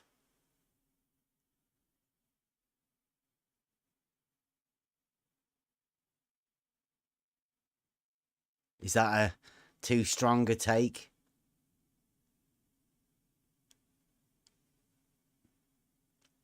I can't believe that he did a religious thing over there. I can't see how they're going to accept that. I can't see that. I I think the crazy times that we're in at the minute, and I think it's going to take a bit for this to settle in. Yeah, you saw Rumpus was already justifying it. And he was declared atheist. So new times, new wisdom of the stage. They must be saying, why the heck did we let him do this presentation, Blue? What's going on? Blue Ops must be going nuts right now. You let them bring religion into our No. atheist castle? They'll be using what we are saying, because, I mean, we are live, and they'll probably be listening. They'll be saying how we misunderstood what it was, and I'm fully willing to say that I don't really know what that was. All I can say is that I definitely got that Betty was trying to link the globe with science, but also religion. Yep. He had to have, right? Because if this was strictly between he and Mike, which is how he says this conversation came up, why not just leave it between him and Mike? Why take St. Thomas Aquinas and St. Augustine over to Blues? That doesn't make any sense at all. Not to me, but I mean, I don't know what Betty and Mike had been going through, like what sort of comments Mike had put. I mean, obviously something that Mike was saying, because that's who Betty didn't want to talk about, Mike Jones. They don't like saying our names anymore now because they know what they're talking about. This is the people over at Blue Marble Science Discord server. Yeah, but it was funny. He decided that I don't know, like he came up with the idea that Thomas Aquinas believed he lived on a ball, and I said, okay, find me that in any text that he's ever written. Show me where Thomas Aquinas said, I believe I live on a ball. And then he basically went about backing into it with, well, he never said he didn't believe he lived on a ball. I'm like, well, he never said he didn't believe in unicorns either. What the fuck?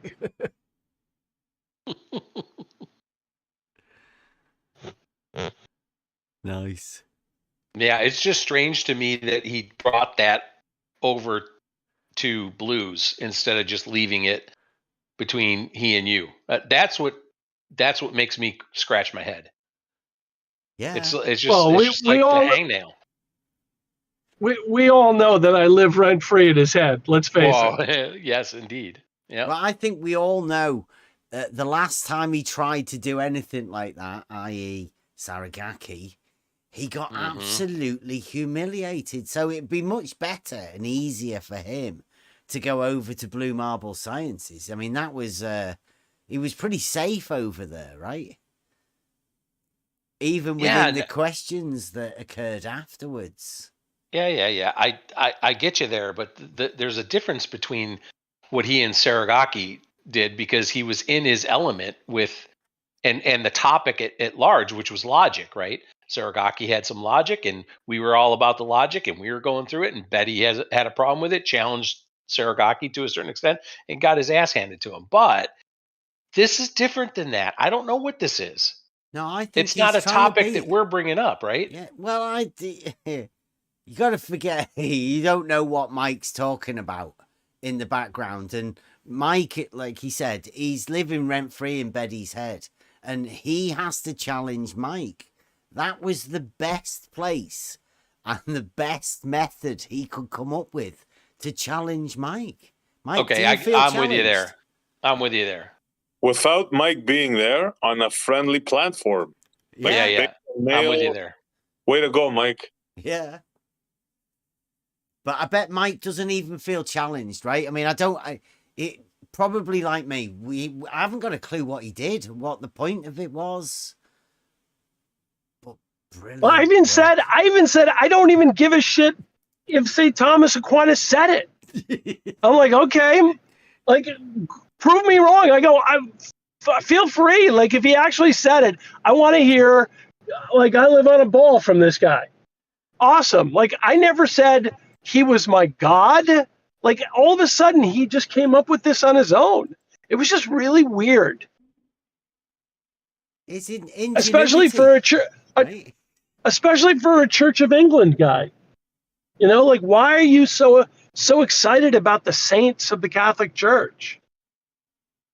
I think it might be connected with Richard Dawkins, because in his latest work, I didn't read that, but he was attacking Saint Thomas Aquinas. I am not into it, but I've heard something about that he just attacked Saint Thomas Aquinas, and he like refuted Saint Thomas Aquinas allegedly. So something is there. I think I smell that, but I don't know what yet.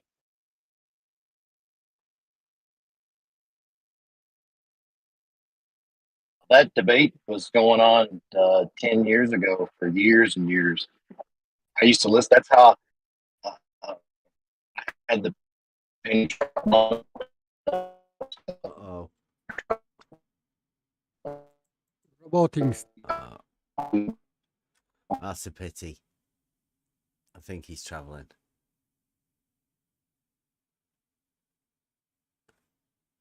No one really wants to hear Buster anyway, if we want to be honest with each other. But it is fun to look back and to hear what they're saying now. This has been a great week so far. It's only just started, isn't it? Yeah, that's why I said so far. This is going to be good. Yeah, we're still putting a shout out for Red's rhetoric. I know a lot of people keep coming in here and saying that we should debate. So there are a lot of people that think Red's rhetoric should step up and accept the debate that he wanted. But obviously, he won't. All of his friends are trying to keep him out of it. But that's okay. He's been away for a bit. He'll come round. He'll eventually, give him a couple of practice debates first with some flat earthers, and then when he's ready, he'll come round.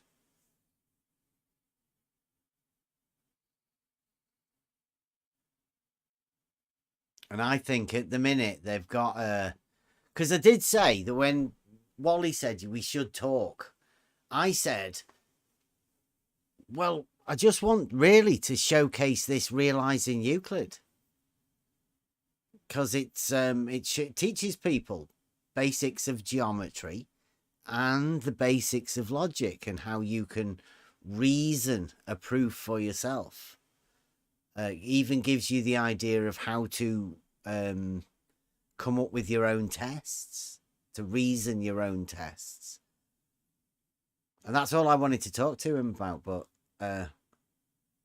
it's turned into a debate, and now we're not a debate, and now what they're doing is using blatant slander and libel just to get out of having that conversation that was asked for. Betty's doing a presentation over there at Blues. I like it. I like the idea of people doing more presentations, especially for Blue. He needs content. He has been doing hit jobs, and he's been using other people's content to make his own. This is new. Should be praised within this community. So I thank you, Betty, for going over there and attempting to do whatever it was you did do. Linking globe, science and religion all together is a nice package, I think. I don't know whether you can separate them once Betty's put them together like that. They seem inseparable.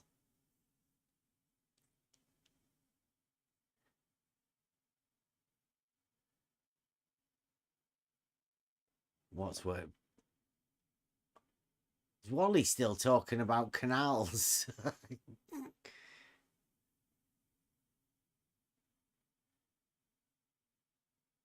Yeah, tricky those canals. I can go to a canal tomorrow and show you one of those overflow systems. It's if there's a lot of use of one particular lock, you can't have them overflowing, so there is an overflow system.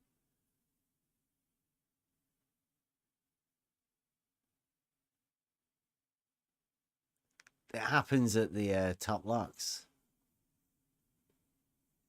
If there's a fair few barges or boats coming from one side and joining the main branch, then there would be an overflow needed into the lower gates.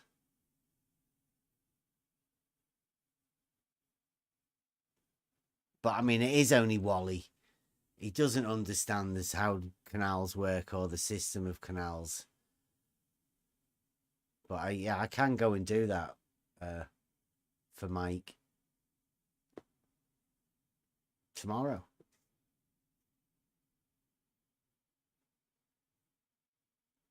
The canal required a constant flow rate. Terrible. It gets embarrassing. I shouldn't really look at the chat and watch Wally, but if anybody does or is curious about, you know, is it the peak, the pinnacle of the globe geometric argument? It's laughable. But if you do want to come and see it, then we have a resident, Wally. He is the originator of the Wolf Pack. You may have heard of it. Has globe greats like Ruhif, Critical Think, the guy with the hat, and Wolfie, the pilot, obviously, and Wally, the originator, the number 2 for the Wolfpack. And he's a resident in the Next Level Discord server. Coming up with some genius arguments for the globe. His latest one, he's fascinated with canals and the fact that elevation profiles for all canal systems have a horizontal baseline. In fact, not just elevation profiles for these canals, every elevation profile ever drawn will have a horizontal baseline. It's what we call the horizontal paradox, but it only exists for globe Earth believers.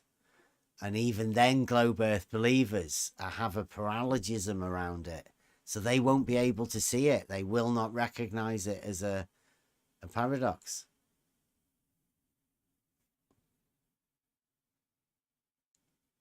I think that some of them can see the paradox because they are trying to straighten up curved line.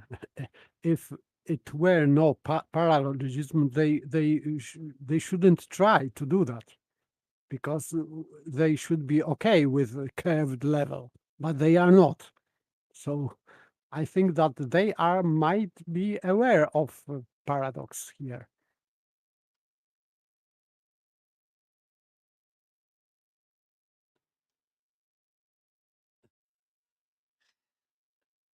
Oh, Wally's embarrassing himself, but like I say, I think when they say they can't see the paradox, it's because they're diletheists. They shift to the reality view of things.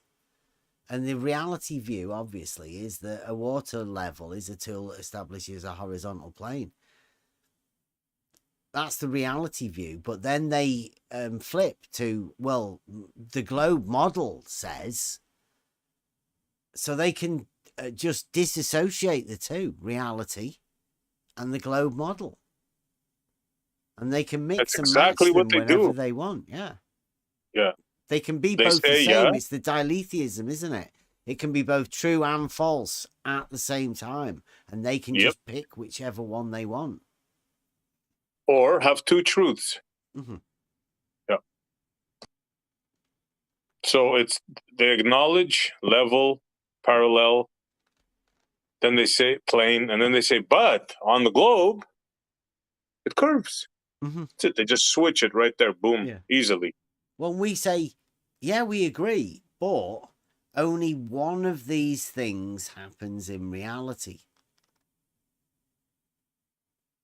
The globe is fictional, doesn't exist. Because it cannot exist. Yeah. This model is impossible. There are many impossibilities on this globe model. That goes back to what Buster was saying. If you accept an impossibility as a truth, then where does that leave you with your truth-based logical system? If you've already had an impossibility planted as an accepted truth, like an irreversible accepted truth. Faulty framework.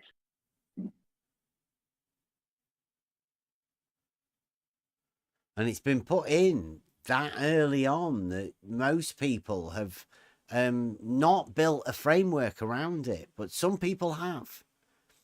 Those people that have, when they get to question it, it depends how big the framework that is that you've built around it.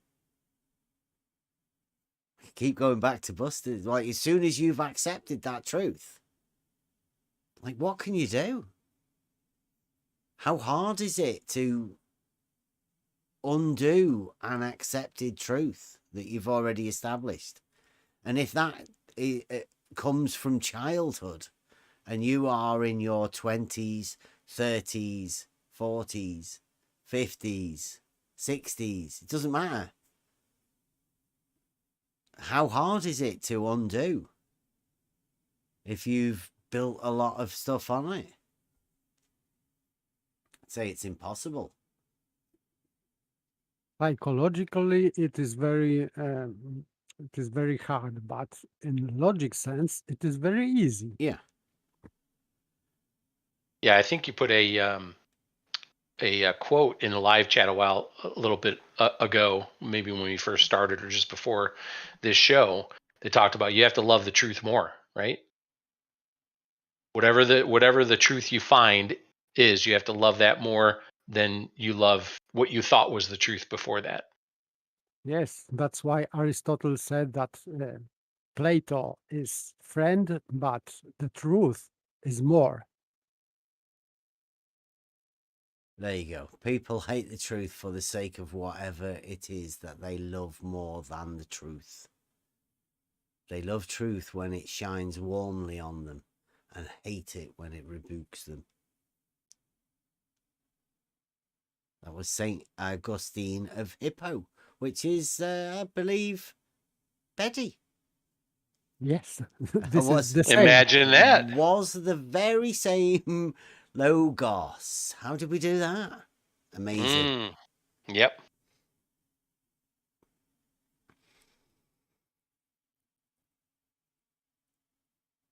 Yeah, truth is, there is no truth on the globe model, which is unfortunate. But they know it. These guys know that they don't have any truths. There's no proofs. And this very Saint Augustine is well known for his retractations, because he held some stupid opinions, and he refuted them at the end of his life. And that's why, for me, he is a great man who can admit that he was mistaken, and he can point out where he was mistaken, name his own mistakes, and bring it to the public. And he did.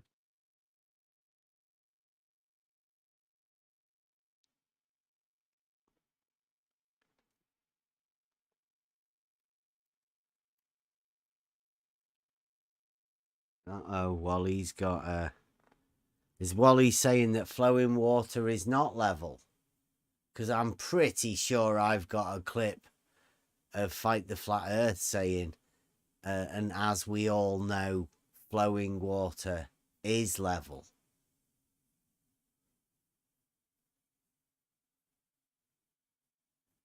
Betty's, where's Wally can't be saying both. Maybe Fight the Flat Earth was wrong when he said it. Wally. Do you want me to find that? I'll have a look for you, Wally.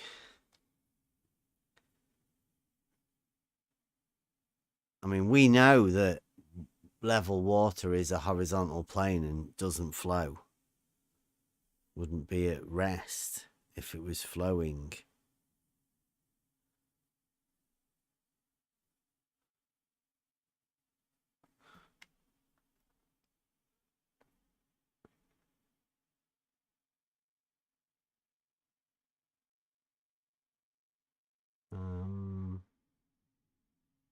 Quite a bit back. And at the end of this 4 kilometers, actually was an excellent demonstration of the curvature of the Earth, because as you can see, this one is next to a flowing stream, which we all know will be level. And at the end of this 4 kilometers stretch of tube, there was 1.5 meters. That's an annoying voice. Yeah. Well, I'll put it in the chat for you in case you want to get it for yourself. Just for Wally's benefit. Wally wants to listen to that. I'll put it in the chat so everybody can listen to. And at the end of this 4 kilometers, actually was an excellent demonstration of the curvature of the Earth, because as you can see, this one is next to a flowing stream, which we all know will be level. And at the end of this... So it's next to a flowing stream, like the Flat Earth says, which we all know will be level. Flowing streams. Fight the Flat Earth thinks everybody knows that flowing streams are level.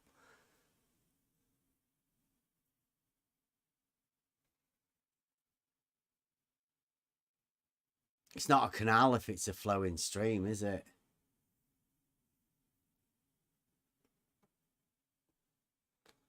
Wally, like this is what the Globe does. They send people like Wally in to give us ridiculous arguments to talk about flowing canals, when obviously water does get transferred as the locks open and close to facilitate the movement of the boats within the locks.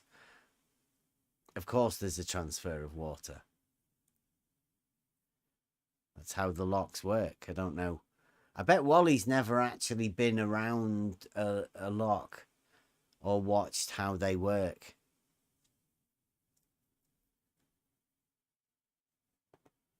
I don't know how many people. Is there a lot of people that have or not? We have, like, living next to a canal, near loads of canals and locks.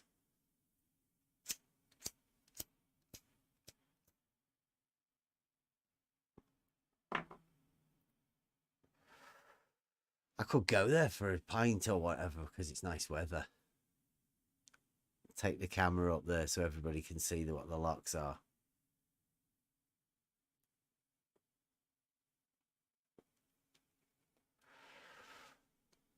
That would be a nice demonstration. Yeah. just to show Wally. But I mean, would they recognize it if we go on and do a live thing in Discord? I don't know.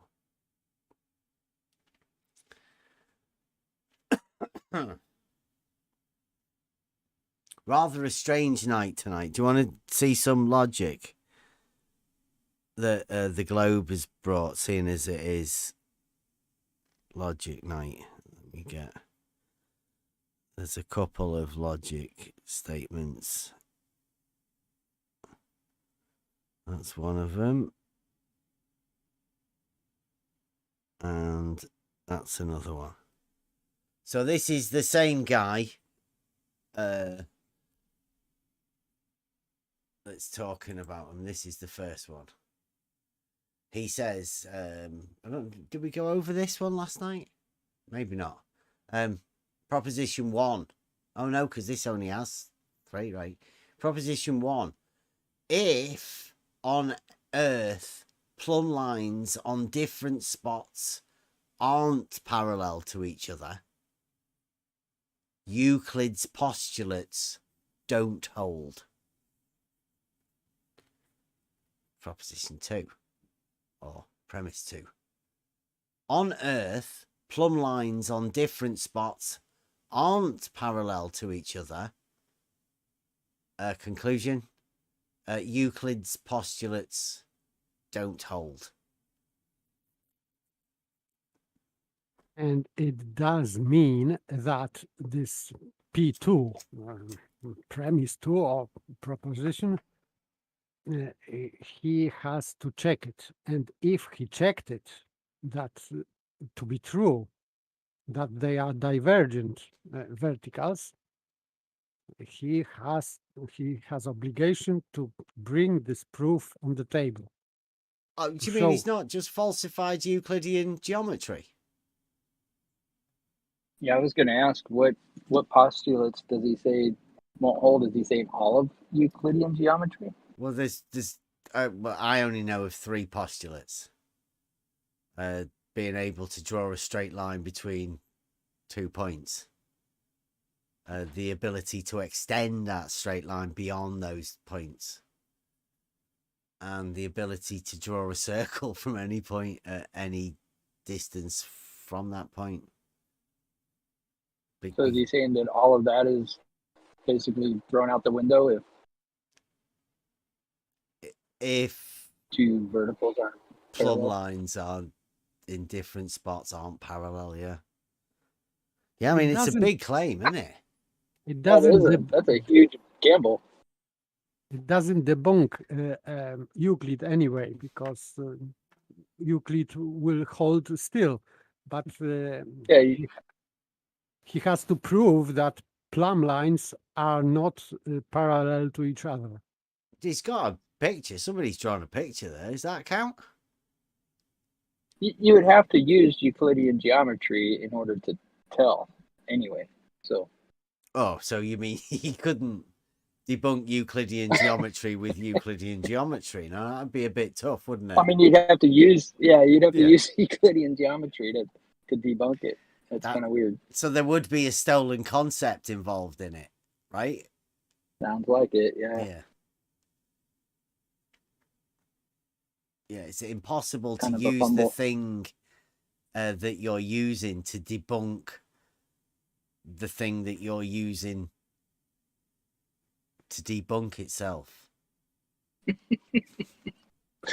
But hey, this is globe logic, right? Nobody's saying this is normal logic. This is where the globe has to go to. So obviously, right, then take this on and see whether this holds. Globe logic starts with the conclusion. Mm-hmm. And it doesn't matter how you get there. You just end up with the conclusion, right? That's what you want, is the conclusion. The actual the conclusion logic is also part. The conclusion is also the basis of the proof. It's what you want to achieve, right? Is the conclusion. So you write the But you need conclusion the first. conclusion. Yeah. That's how you do it. You write the conclusion first. This is literally backwards thinking. Like this flipping stuff upside down and inverting everything. Goes as far as this globe logic. You literally start with the conclusion, and it doesn't really matter how you get there because it's non sequitur. You can do anything you want. Any fallacious logic, as long as you have the conclusion, you can still argue the conclusion because you've come to it. Yes, these premises are redundant here. Why he wrote that? It's good, isn't it? And then he says, "Oh, Yeah, the Bev, I'm conclusion going to is have to." given. He says, "Oh, Bev, I'm going to have to bet you cannot point out the contradiction, as there isn't one. It's not my problem you don't understand logic, Bev," says the globe logician, that with actual proofs. I mean, no globe logician has ever attempted to try and provide a logical statement, right, with a proof. But this guy's special. He actually thinks this is logic. He thinks he is doing this. In his head, this logic works because he's done another one. This next one's a bit more impressive because he does P3, 4, 5. He like orders them. Right, so are we going to call it premise 1? Proposition 1? I don't know. I really don't know. Yeah, it's hard to tell. Hard to tell. Pre-preposition. Proposition. For proposition 1, for Euclid's postulates to hold, Earth would have to be a flat line or plane underneath all topography. I don't know. Don't ask me how that's a premise or a proposition. Just sounds like a bit of a statement. This is idiotic condition. Yeah. Because, Okay. Because you can establish that plane above Earth. Why underneath? Well, this is freestyle globe logic, right? You've got to go with it. Go with the flow. Premise proposition 2. Bev believes Euclid's postulates hold on Earth. Preposition 3.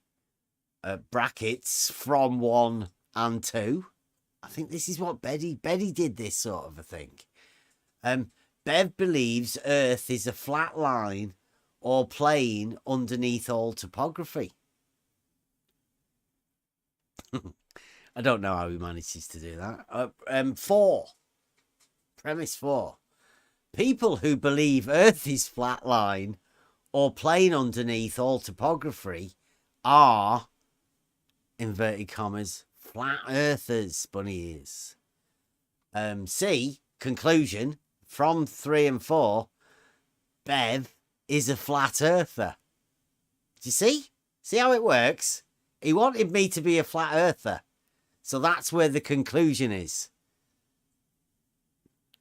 Irrefutable conclusion.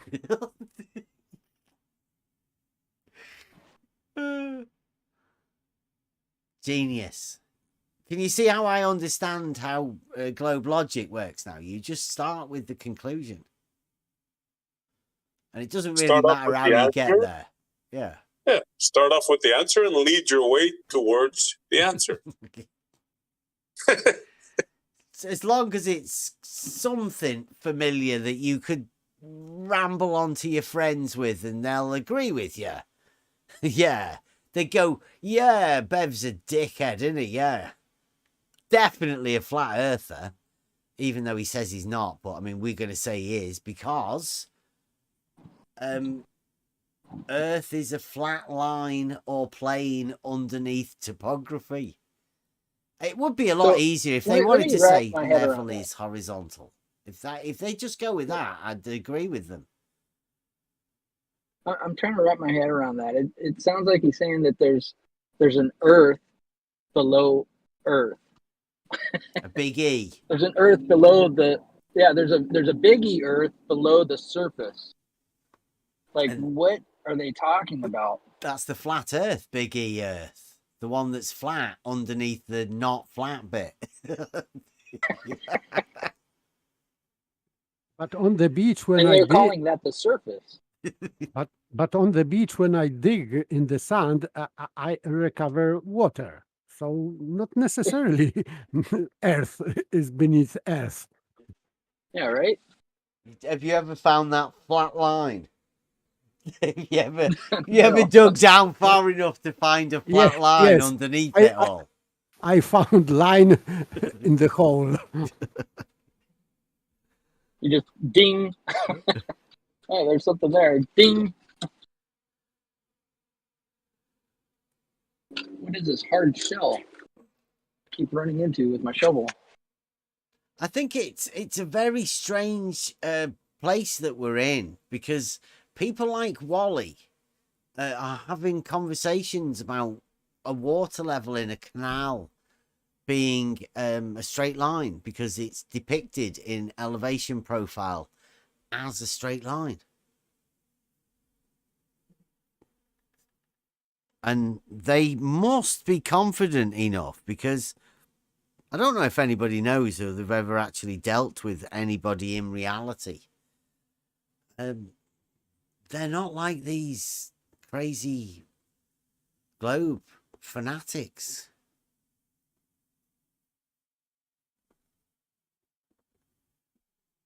It's rather sad, the age of them, I'm guessing. I mean, this guy's obviously a globe logician of high order. Or whether he's learned. I mean, he might have learned from Betty. He might have just be freestyling logic from what he's learned from Betty.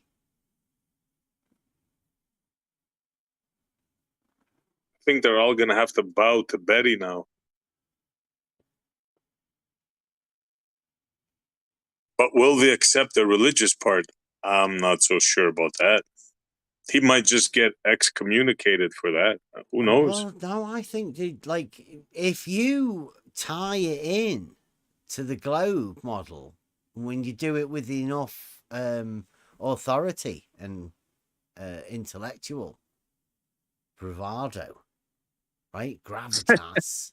You can throw a bit of They'll accept gravitas it. in there. They're gonna have to, yeah. If he can cleverly do it and tie religion into science and the globe model, then they're gonna have to take it.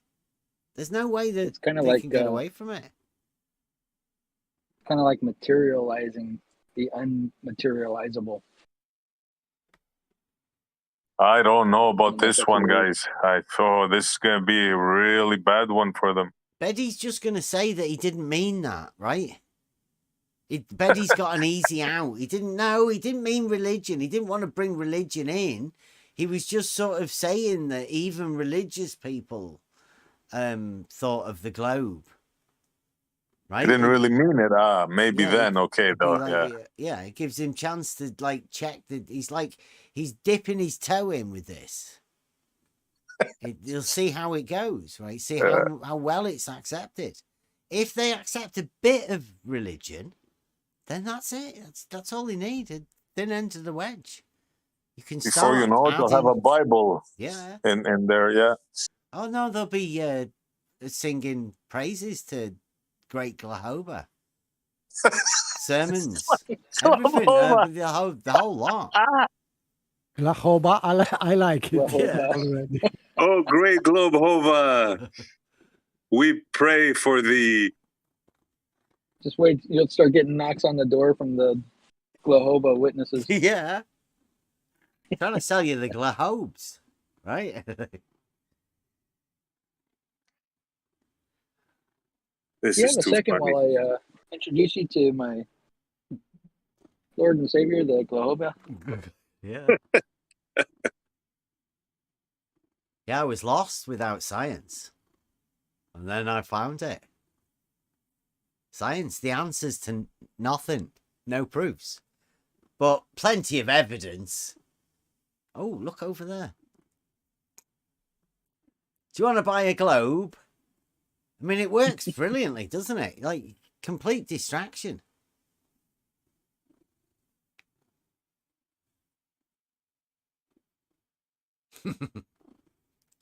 Yeah, I'm enjoying this, and I really do think that thanks to the people that are sticking with us, Tuesday night is always a bit of a dead night. People don't like logic. It's like it's too complicated. It's like mathematical, and it requires a bit of thought. Yeah, it's not for everybody, and we don't expect it to be for everybody. But it's a lot simpler than you can imagine. It's just that the original programming that you've been given for learning doesn't support learning. And we've been going over it with Kevin, the trivium, which we'll go over tomorrow, I think, a bit more. That learning process is so far removed from this one, the one that you have been taught, and the ideal time for being taught it is at youth, the different stages that you go through. But that doesn't mean that you can't start learning this. I don't think. I mean, I keep having to think for myself, right? It's never too late. Yeah. For learning. But this is like a complete overhaul. It can be daunting, but it's not easy. Yes, yeah. I admit it's sometimes it is very hard to overcome your customs, your habits, even in thinking, habits of thinking, wrong thinking. So it is, and psychologically it is hard, but you can do that. Yeah, I think in today's times, it's well worth the effort, because you are at risk of losing your mind and not being aware of it, and having a sense of logic to be able to keep yourself together. And also, you can't do it on your own. You need other people to discuss this with, to balances and checks. And once you've got that, I think you've got a chance. Otherwise, yeah, there's going to be a lot of people going mad, crazy.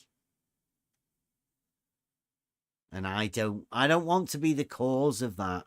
I would rather try and help people not fall prey to losing their mind.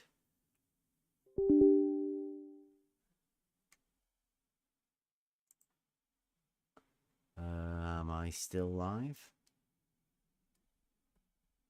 Had a weird connection then. We still on? Can everybody still hear me in the Yes, YouTube? we can hear you, and on YouTube it is still live. Jolly good. It Thank you seems very so. much. Strange messages. Yeah, so what we are going to be doing, and I'm going to be focusing on obviously something that's triggering a lot of people. I think it may be Wally's to blame for initially starting saying that he could arrange a conversation with Red's Rhetoric. That's brought a lot of old school Twitter trolls, but they're not just on Twitter. There's a network of them. They filter people in from different places in towards fight the flat earth type thing. So Red's Rhetoric's come back. Wally's brought him back around here, and because of that, there is a rather bad element that hasn't been around here for quite a while. A lot of you people that are in here haven't been. You've seen some of them, but these ones are truly horrible people. And no doubt the method that they're choosing is to try and keep people away from us. So I'm sorry for any hassle or whatever that you get, extra stuff from trolls just for visiting us or talking to us or maybe commenting on some of the things that we say. It's going to get tough for a little bit. But the truth will come out. It's all part of the plan, and everything's going exactly how it's meant to be going. Hopefully soon, Mobius will be having that debate with Blue Marble Science over LIGO and the elevation profiles. Somebody's got to answer for the elevation profile horizontal paradox. Yeah, that case should be ultimately resolved at last.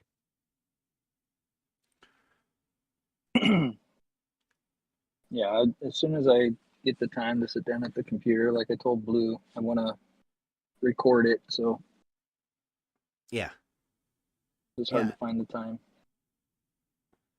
But I don't think it's going to get resolved, even even still. Not with Blue, anyways. Set in his ways. Oh yeah. Has Blue Marble finished now? Dan's come over here in the YouTube chat. Flat Earthers come over from Blue Marble Science.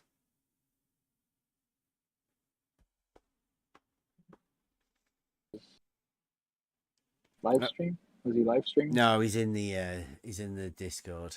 Sorry, in the YouTube chat. He's just appeared. So I'm presuming Blue Marble. Blue, if you're listening as well, Blue, Mobius says he'll be ready soon enough. When he's ready, then he'll let you know. There's no need for you to be hassling him about the debate. He said he will definitely do it when he gets time. That will be one of the debates of the year. Blue Marble finally gets to face, like, it's like the grandpappy versus the fit young fighter. Wisdom versus youth, knowledge and intellect, speed, cunning, wit.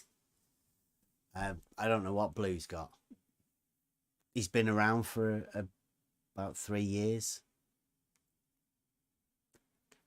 He did a seismometrish thing, so he's got that in his favour.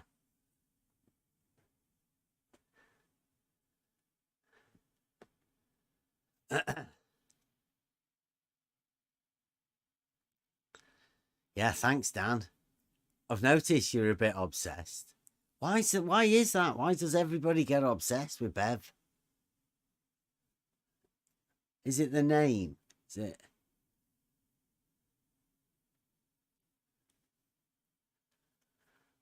Make me feel all self-conscious now, Dan.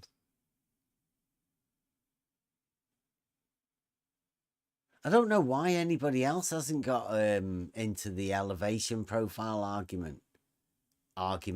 Is it an argument? I guess it could go together with Saragaki's proof. We've got a few of them. We could tie all of them together.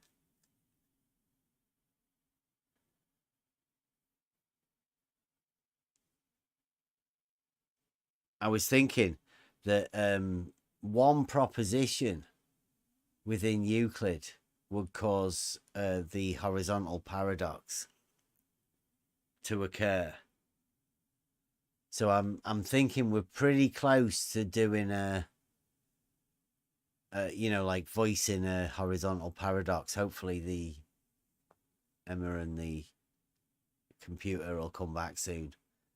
Then we can start doing some voicing some things. We'll do Saragaki's proof, horizontal paradox.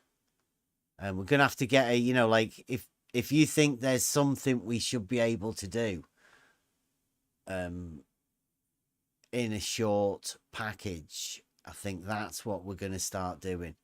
We'll carry on doing the live streams and stuff, but we're going to be doing the arguments, I suppose you could call it that. Would that be right, Paper? Is it, like if you start putting a bit of logic together, would these be arguments? Yes, an argument within syllogism. It means because syllogism, it is argument, in fact. So three sentences in one. That's synchronized logism. It means syllogism. Yeah. Right, or we could do the modus tollens, modus ponens, or is modus tollens, modus ponens a syllogism? Yes, but it becomes. Form of. It is, but the full name of modus tollens is modus tollendo tollens. It means that you are tolling, it means cancelling or deleting by deleting. This is modus tollendo tollens. So we are deleting your conclusion by deleting your premise. And contrapositive is what I've got. Yes, you are just erasing. Counter, yeah. And modus ponendo ponens, it means that you are affirming by affirming. So, for example, if you have a password, you can pass. So this is conditional, and your middle term would be that you checked that you have password. So this is your middle term. So in fact, modus ponens and modus tollens, they are conditional statements, two sentences, premise and conditional premise and conclusion, and you have to check your middle term. It means statement. that if you have really password, because it depends on that. If you haven't got password, you cannot pass. It would be tollendo, tollens. And if you have ponendo ponens, because you have. Yeah, it's the affirming or denying of the second premise that leads to the conclusion, the statement. You are making a second premise. Your first premise, if you have password, this is your premise, you can pass. This is your conclusion. You have insert in the middle between premise and conclusion, you have insert this second premise. It has to be true. If it is not true, it is tollendo tollens. If it is true, it is ponendo ponens. You have to find middle term. And in this case, it is checking if you have password. In other cases, it may be experiment.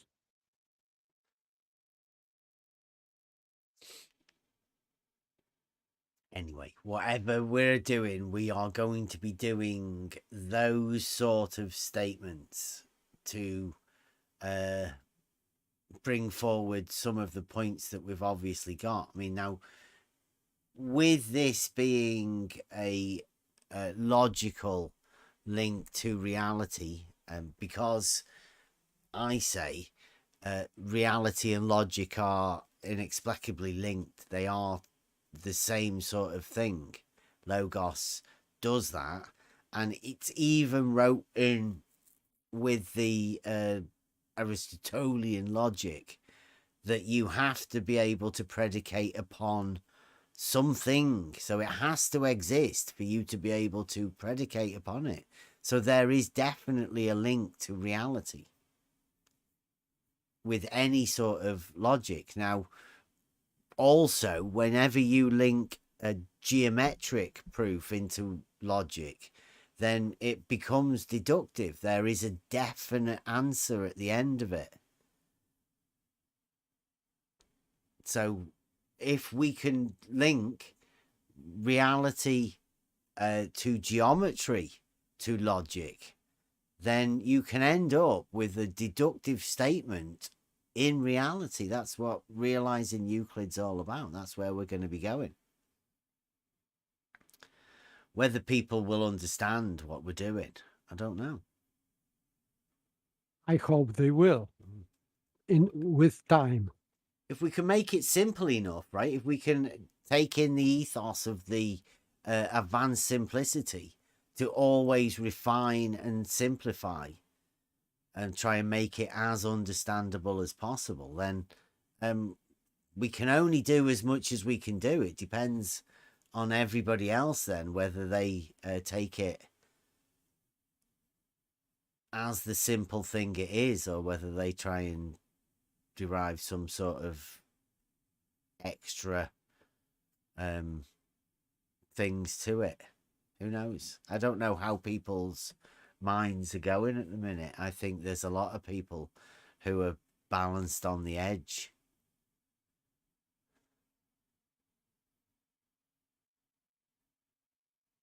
I think that people are reluctant to logic, for logic, because they think maybe that this is too complicated.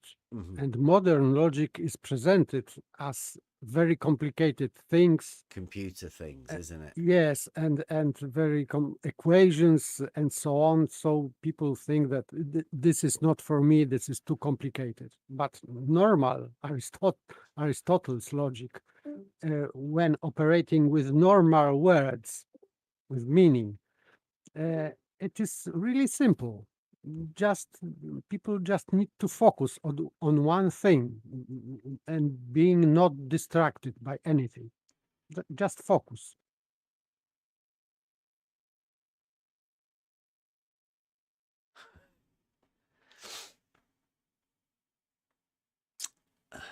Yes.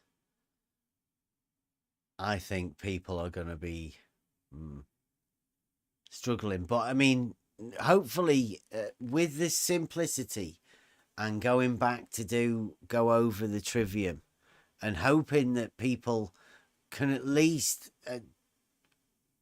see what we're trying to do and come along for the ride. Because it's an enjoyable experience, providing you can drop the intellectual ego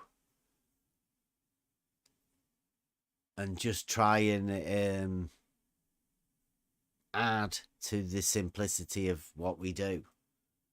Obviously, it's going to help out. The more people that we can get on this program, the better it will be. And there are a few of us already. But we will be going right back to the basics, starting probably tomorrow. Starting with the trivium again at the beginning. I'm hoping to do this rhetoric, or to learn the rhetoric, but I'm guessing because there's not going to be anybody around, the globe fraternity has gone away for a bit.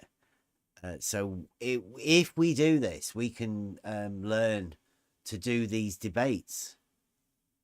I quite liked it when we were going over the trivium yesterday, when we were doing it, voicing it last week. The fact that the idea is to do these dialogues, to go over them, to enact them out. But we don't need to act them out. We can actually engage within these arguments and see the sophistry. We can see and practice all of these skills that are available within the debate and formulating logic, using argumentation to counter other arguments. It's all useful, and we can do that either going past conversations or establishing new conversations. within ourselves as well. I'm hoping that at some point, paper, we might be able to arrange some sort of a debate that we can do amongst ourselves, that to challenge each other. Doesn't have to be live or anything, but I mean, that's the sort of stuff that we can be doing. Yes, for an exercise. Yes. For a learning exercise, right? To see how well you can do, how well you can present.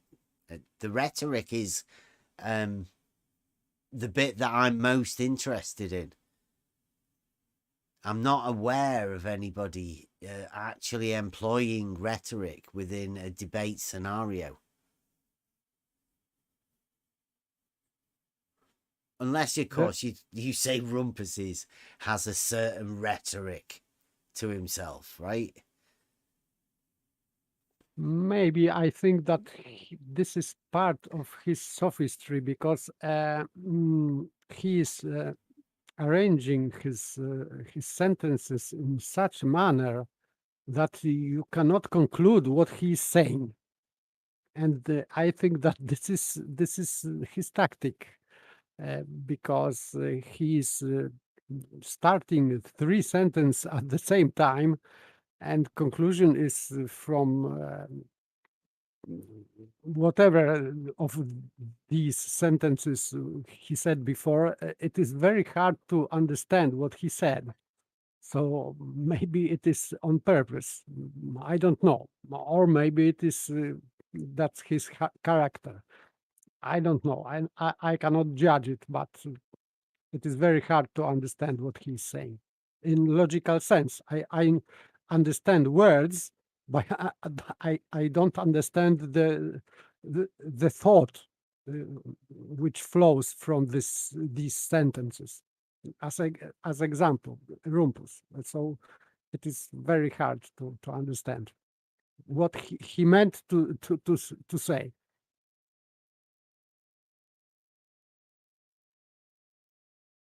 Yeah, it would be good, but I think it would be too telling. Well, obviously, the moment you enter a debate and the opponent can't formulate an argument, you know you're going to be in trouble. Because yes, because go on. In debate, it is like sparring match or match that if you are not producing any valid arguments, you are losing debate. So you are losing points in debate, so to speak. So it would be good exercise, because you have to keep your mind sharp during debate. Think quickly, precisely, taking notes. It is very important. If the opponent is speaking, it is very good to make notes, to note expressions or are part of arguments. Many people are doing that in live debates. Do you think they are debate? I mean, I know they used to be in the Cambridge Debating Society and all of that. Still got ongoing. But how many other places do they do debates? I'm not aware of them. Because I think the actual debate topics become too challenging. I mean, they will debate things like politics and religion. But other topics, obviously, it's too challenging. There are people that get too upset by the topics. It is hard to debate that kind of topics, like geometry or logic itself, because there is no much room for rhetoric, because it is very easy to refute argument within logic without using even rhetoric. Just spot fallacy, and maybe that's why it's not a very shining debate in that kind of topic. Maybe it's not would be not a great show, because in religious topics many people are triggered. They are using rhetoric to convince people or to convert someone. But in that kind of topics like logic and geometry, I think it would be hard to use dialectic proofs and rhetoric to convince someone to something. But still, I think it is worth to do that kind of debates. Yes. Yeah. For exercise, for learning, to sharpen mind. You've got a thumbs up from Dan the Waterman. I think it's you anyway, Paper. You do mean Paper, don't you, Dan? I think he's you've got a fan. Oh, Yeah. Great. Yeah. Yeah. The idea is to obviously go over the trivium, go over all of these bits, because I think there's, like Euclid, there are hidden depths to this stuff, and the trivium, although it is better suited for cognitive development at certain ages, it doesn't mean that it's limited to those learning ages.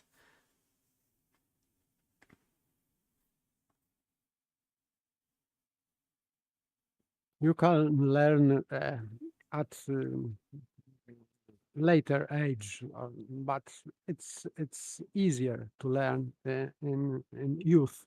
But still, if you have motivation, good motivation, you can learn at senior age also. I think with the thing like the trivium,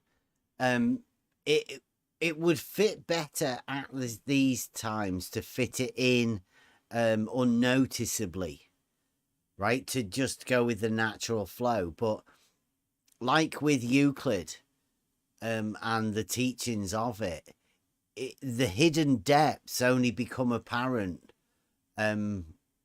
with wisdom of the whole, right? Once you know where it's going, you can then go back and review and find these hidden depths.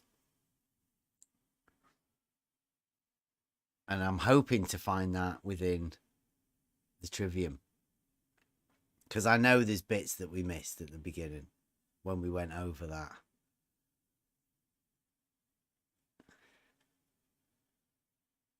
Yes, sometimes it is like clicks. I have some clicks in my life when I understood something. It was like a click, and you are jumping on next level of thinking. Yeah. Sometimes very surprisingly for you. But this is the end of the process, which was already in your mind. But sometimes people cannot see that. It's like eureka, like this Archimedes who jumped out of his bath, and because he revealed the new law of. Well, you make a connection between two things that are already obvious. Yes, but you didn't see that. Yeah. And now at one moment it is click, and you see, and you understand, and you will never lose that. Yeah, that's what geometry has done for me. Geometry and logic has given me so many of those moments that try and impart onto others, but other people have never been on that process. They've never gone through the process that you have to make that connection. You can't impart those eureka moments on other people. Or No, maybe you can, but not like you expect them to be done, right? You can't give other people that. You can possibly facilitate them to be able to do it for themselves. yes. You can only learn by yourself. Teacher can only help you to reach that state of your mind to be ready to this click. But this click and this understanding has to be made by own mind of that person only. There is no other way.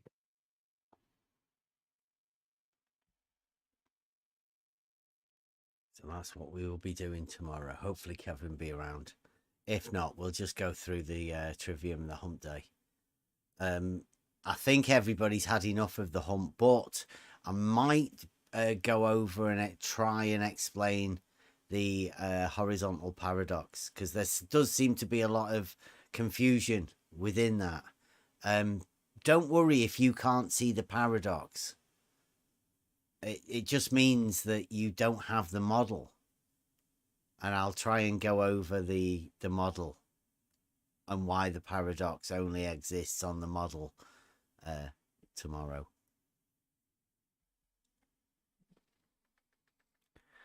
It's like everybody's gone, ready, done for tonight. I think we'll call it a night. Thanks for joining. Anybody got any final words? There's not many people left in here. Hopefully we can get Blue Marble will be ready whenever Mobius is ready to go and jump into this debate. We know Blue Marble's been after it for quite a while.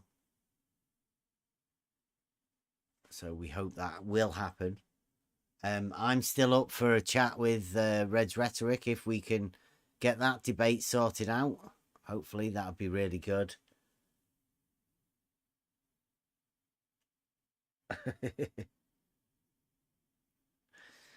Yeah, it's okay, Dan. You'll be all right. I don't know how I'd managed to do that to people like Dan.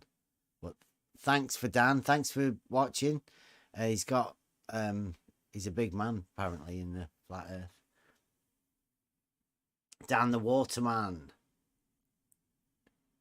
He's got some videos. Maybe he's trying to make some division between us. You know, that tactics we were talking yesterday about that. Yeah. So this is normal.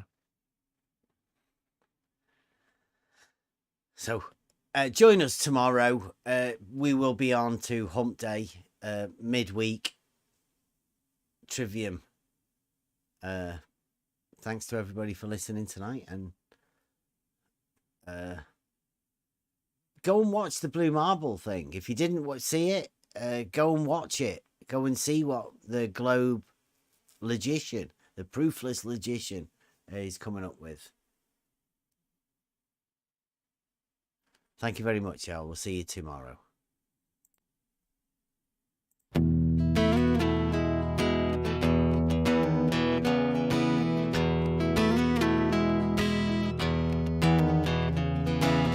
It's the echo in your brain. You know you can't sustain the misconceptions in your mind. One day you'll see for sure what all of this was for. Then you can leave it all behind. The journey begins.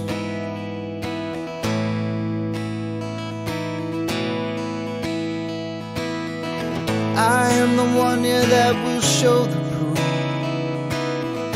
I am the one, yeah, that is searching for the truth. I am the whispers of the logic in your mind.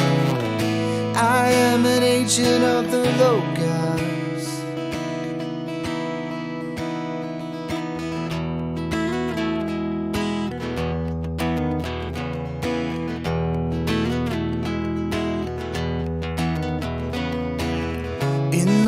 beginning was found, this thing that cannot speak. It's how we all truly learn. It's only ever attained when one lets go of fear. So don't let wisdom pass you by. The journey begins.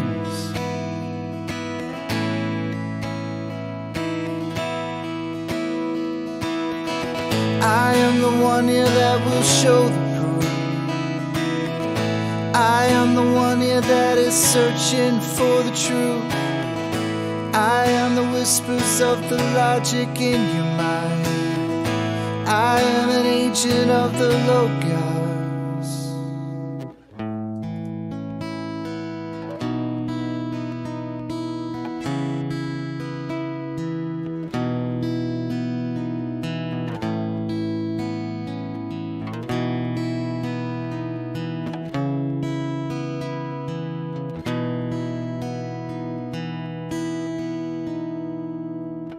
It was there all along. How could I never have seen this thing that's danced all around? It wasn't until I left behind the things I believed that I could see things so clear. The journey begins.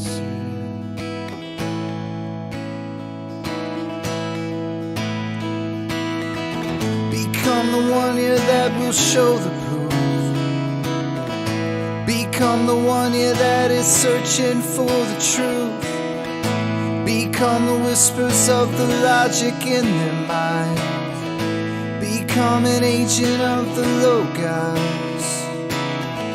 Become an agent of the Logos. We are the agents of the Logos.